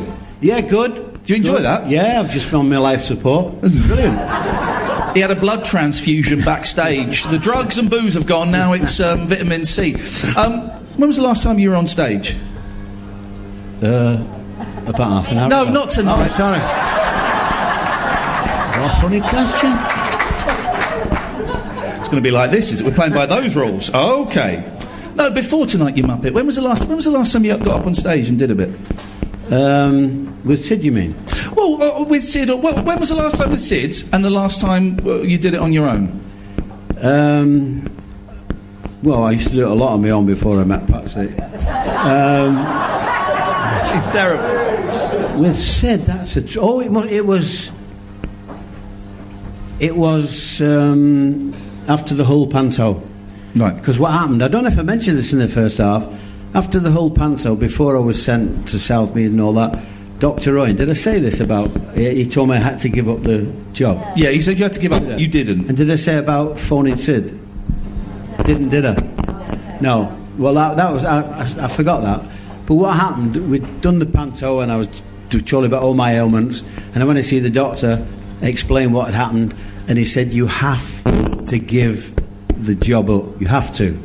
And it's the most painful call I've ever met in my life. Yeah. Phoning Sid, who I'd worked with for 40 years, knew him as a teenager, he was going on holiday with all my mates, and I had to say it was all over. So I would say Hull was the last time panto. It probably wasn't, actually. I think it was Nottingham. Yeah, I think it was Nottingham. 2000 and something. We've kind of got to finish at about 10 o'clock. Okay. So, I mean, I'm just going to stop my a bit noisy. There we go, that one's a bit better. And that must have been that must have been an incredibly tough phone call to make, to phone up and say, I can't do this anymore. I was in tears. Yeah. He was in the car park of the co-op. She's not there anymore. Honestly, I'll never forget it. I'll never forget it. Phoning my car. And, I mean, thank goodness, Sid got his act together. He was doing cruises and one-nighters, and he really, really did well, because he's not frightened to work hard. And now he's running a restaurant in Fleetwood, and he's doing... He phoned me just before we came out. I was going to say, like, you still speak to him? Oh, yeah, nearly every day. Really? Yeah, it's unbelievable. So he said, I can't believe you reached this age. So... that's what he said, because it's my birthday today. Oh, we should mention this, sorry, to enjoy... 76 years old today, ladies and gentlemen. 76 years old. Yeah, he said to me, how long do you want to live? Sid said to me. What? Oh, no.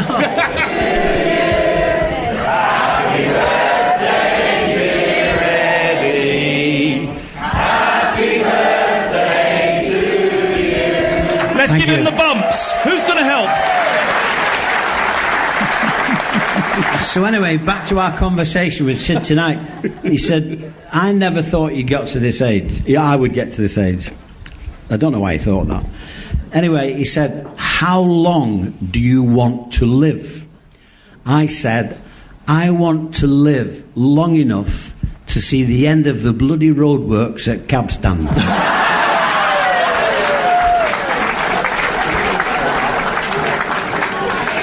Local joke. I'm going. Well, are we allowed? I've got two things that come to mind. You say it's your birthday today. You also revealed a bit of news to me backstage. Is that private or is that? I've just. My sister's granddaughter went into labour tonight, and she's giving birth to a young little baby girl. Isn't that amazing? So same birthday as me. The circle of life. So it's a big day. Absolutely. When are you and Sid going to get back together?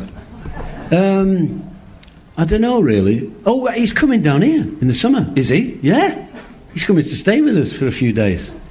Which will be a bit off because we don't speak and we don't get on. And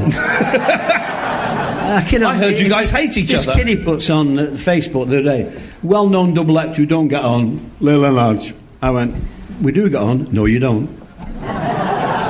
He said, yes, we do. And he brings this out. This is the thing about showbiz and the British press. 4, 5, 6, 7, 8 years ago. Hello, I'm a reporter from the What's It. Do you still see Sid? I haven't seen him for ages. He lives in Blackpool and I live in Portishead. Press. I asked Eddie, does he still talk to Sid? He said he hasn't talked to him for years because he lives in Fleetwood and I live in... So it went from seeing him to talking. That goes in the print. That keeps becomes true then. It becomes true. Once it's in the paper, it becomes true. Yeah. I had a TIA. Oh, Carol, could you explain what that means? Carol? I had a mini stroke in Newcastle, and I thought I had the flu. This is the press again. So I phoned the theatre and I said, can you get the doctor to come? I said, I'm sure I'm getting the flu and I want to try and nip it in the bud.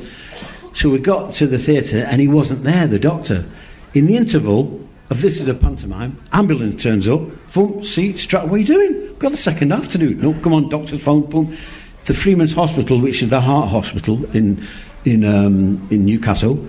I get in and blah, blah, blah. The doctor said to me, what do you think's wrong? I said, I've got flu symptoms.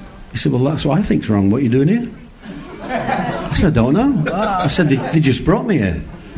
So the nurse comes in, said, oh, doctor, the press are outside. People have seen him getting in the ambulance and he's come here. What do I tell them? He said, well, he's got flu symptoms. Well, they're not going to have that, are they? So in the Sun, I had a massive stroke. In the Daily Mirror, I had a massive heart attack. And in the Daily Star, I had a brain hemorrhage. 6:30 in the morning, the bloody phone rings. It's my sister. Hello? Edward? She called me Edward? My cleaner, she had a pub then. My cleaner's just come in, she's got the Daily What's It, and said, nah. But then the trouble with it stays in your cuttings, what they call a cutting. So they're doing an article with you 5 years later about you, and instead of talking to you, they cut through the cuttings. After his massive brain hemorrhage, his fatal heart attack, and his massive stroke, he has made a remarkable recovery. So that's the. I've got some clips lined up, and there's some really funny stuff, and there's some really silly stuff. The first one I think is really special, and again I know we've got some younger. Is that how old? They've got a young man up there. What's your name, son? Mike. Murray. And how old are you, Murray? 54. Go on, Murray. 10 years old. Is Murray I think Murray's the youngest person here. Oh, Murray, I'm sorry about the swearing in the first half. It's filthy, wasn't it? I'm sure you don't hear words like that. Not from. Well, Murray, listen, we're gonna play a clip from a show that you won't remember, but was huge. But tell me, the Singing in the Rain show you did. Oh, the lead up, yeah. Yeah. Tell me about that. Where are you going to play it? We're going to play it on this big screen next to you. So I'll be able to see it. Yeah. It's like the bloody telly in our bedroom. What? You're just watching Eddie Large pictures on there. It's a bit. She's laughing, Pat. She bloody hates it. No, what happened? We were in Blackpool working with Joe Longthorne. Joe was doing all the second half of the show at the Opera House in Blackpool, and we ended the first half with Singing in the Rain. We got drenched. I think that was part of the blooming heart problem, actually. So we were getting drenched twice nightly. Anyway, we'd done 8 concerts in Llandudno, so I hadn't been home for 9 weeks. So we're finishing. We didn't do a finale. Joe went on and he did the second half. So as soon as we'd finished first half, boom, in the car. So I'm there and I'm thinking, I can't wait to go home. I've not been home for 9 weeks. I'm trying to phone Patsy. There was no mobile phones then. She's gone home with her mum and dad and Ryan, and I can't contact them at all. So I've got a panic there, worrying in case whatever's happened. So we do Singing in the Rain, everything in the rain, and we get drenched and we're like that. And I'm thinking, curtain, drop the bloody curtain. I want to go home. Please drop the curtain. Anyway, they didn't, and let's have a look. This is the reason why. I've got to remember which button to press. I always get this wrong. There we go. This was why.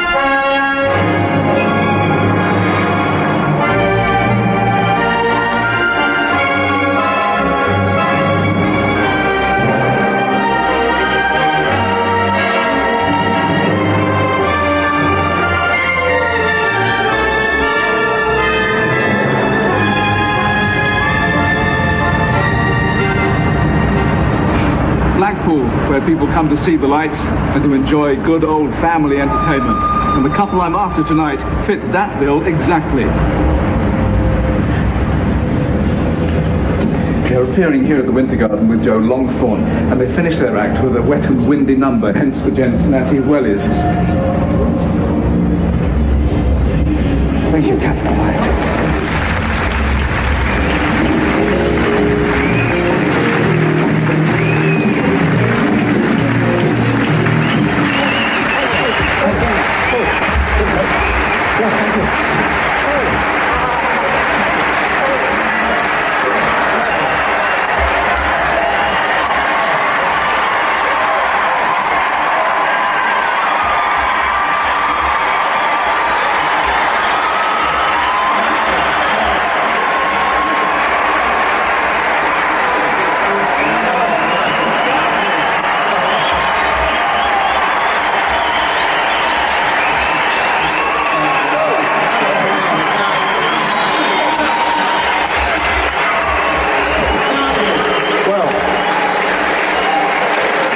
I'm sorry to rain on your parade, but I have waded a long way to come and say tonight, little and large, this is your life. Oh, Michael.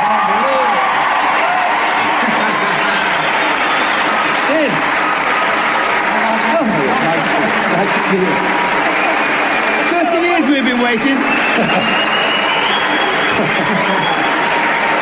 don't know what to say.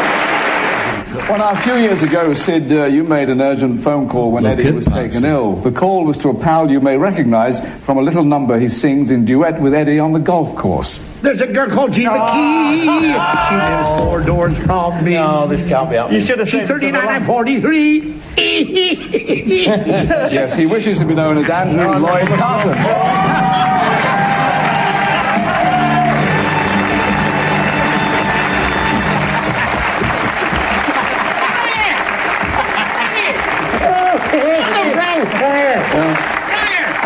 I am bound. Don't do more than half an hour. No. I am bound to ask if Eddie's illness had anything to do with your singing. What we used to play golf, but the most important thing was, one night we were running a birthday party on the Friday. Eddie was going to be 38-year-old, but on the Wednesday night, sitting all drama said, Frank, Eddie's lying ill, you better see him here. So we got the doctor. Eddie had, the doctor said, indigestion. It turned out it was acute peritonitis. Wasn't a lot of difference, except that you can die in 2 minutes with peritonitis.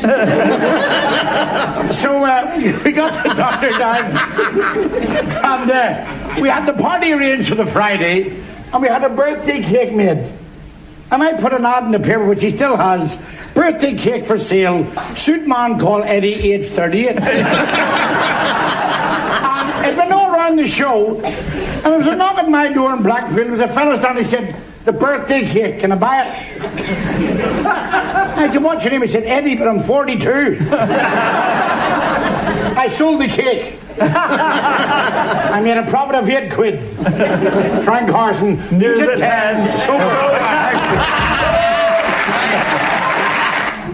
There we go. That's great, isn't it? That is great. I've always wondered with This Is Your Life, do you know? No. Really? Well, what's the point? Well, I always wondered, so you had no idea? No idea. The day Kevin Keegan was on that clip, on that show, sorry, and I phoned him in the morning to talk about something. Patsy's on her knees polishing my shoes. Wonder where that was going. Okay. I know. Please, Murray's in the audience. And she's cleaning my shoes, and she's saying, don't forget it's our mum's birthday on Sunday, so make sure you've got a suit to wear. And I'm thinking, what's going on? But no suspicion at all. Yeah. None whatsoever. It was a complete... You can see me on that clip, and I turn to Sid and I say, is it Joe? Thinking it was Joe Longthorne. Yeah. That's how befuddled we were. Yeah. So, no, you don't know. Any more questions? Hands up, Dredge. You've got to be quicker than that, John. Come on. Time is money. Time is money. Get in the middle, Dredge. His work experience. Hi. In all your career, who would you say was the best people that you worked with? Like, comedians like yourself. Has to be comedians. Yeah, like who was the best people that you worked with? The best people that you've worked with. The best comedian excluded. The best comedian I ever worked with, and the nicest person, was a bloke called Norman Collier. Norman was funnier off than what he was on. He was a joy. He really was, Norman. Yeah. The simplicity of that microphone. Jeez, Norman's here. He's here. But the simplicity of that act, it's just delicious, and it was never not funny, was it?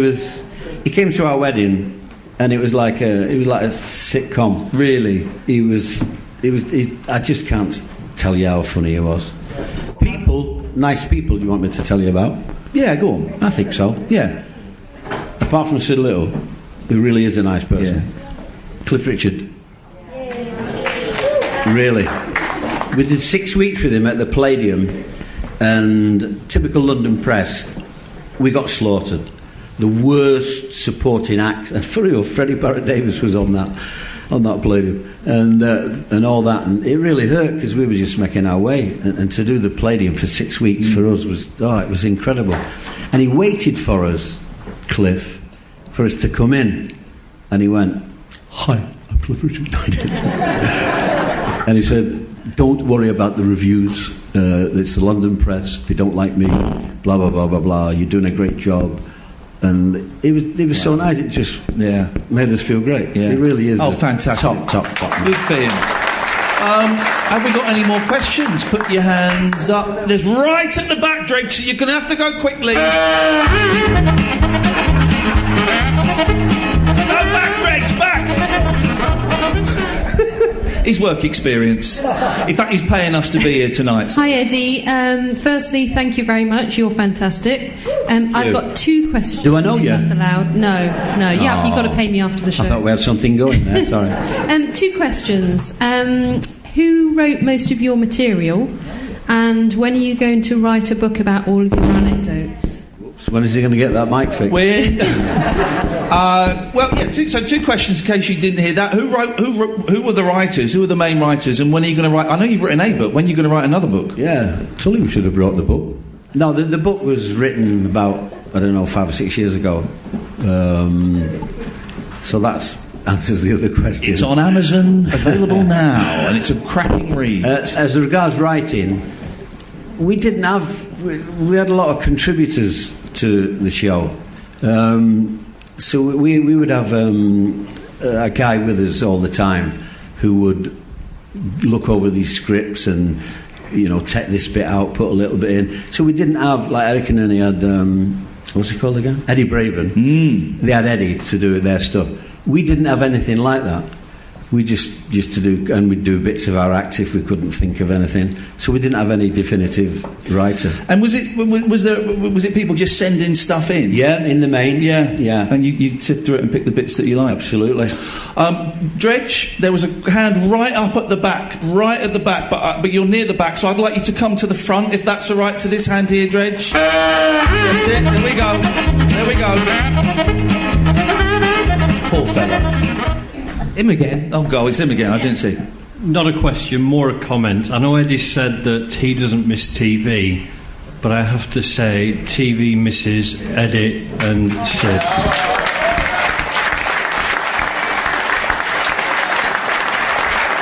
Did I see a hand right at the back? Yes, there's a hand right at the back. No, John, it's too close. You have to go right to the back, I'm afraid. With time is money. It's merciless. That's what you've got to do to get ahead in show business. Hi, Eddie. Meet your man. Have you ever seen a ghost? Have you ever seen a ghost? Sorry? It sounds like a bloody Jethro joke, this, doesn't it? Have you ever seen a ghost? Penbertha said, yes, I have. Have you ever made love to a ghost? Yes, I have. Bloody hell. Oh, I thought you said goat. Jethro joke. That's a brilliant question. It's a great question. Could if I say I have, and you go, they all go, silly old bugger. You should be in a home. No, I've never seen a ghost. We stayed in a place in Torquay once above a chemist shop. Me and Sid, we were appearing down there, and I felt a very freezing cold draft that night, and we just happened to mention it to the people that ran the shop underneath, and they said, oh yeah, we had a previous person who murdered his wife in there. So I don't know if they'd come back to make sure he'd done the job or not, I don't know. But that's about... I believe in it all, though. I do. I went to Doris Stokes. Did you really? Yeah, when my mum and dad died, I felt so guilty because you're on the road all the time, and I had this guilt complex about not seeing my mum and dad. So Russell Grant actually got me in touch with Doris Stokes. For those people that don't know Doris Stokes, she was a medium. I'm an extra large, and she contacted the Voices and all that, Now, whilst I say I'm a believer, I'm also the most cynical person you will ever meet in your life. So we went to see Doris. She lived in Maidstone, I think, around there. Little modest house. Whereas like that Derek... what's he called?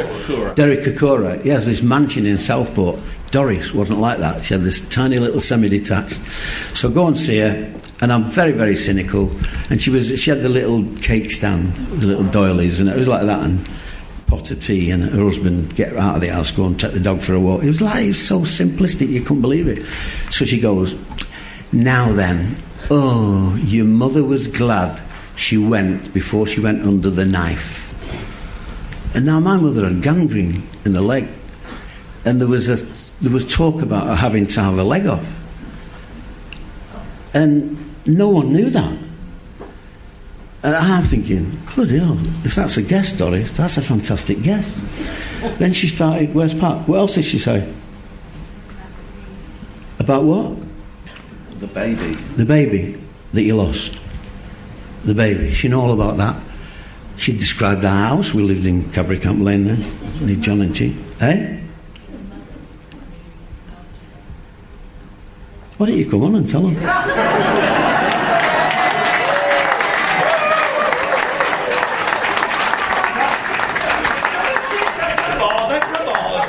Come on. Go, sit down there. Shall I sit on his lap? No. No, it was just that she said she saw your mum. My mum, yeah. And she was with the little girl that we lost. Yeah. And she was looking after her. That's and nobody knew about it. No one knew. And she described that was a our very house. sad day.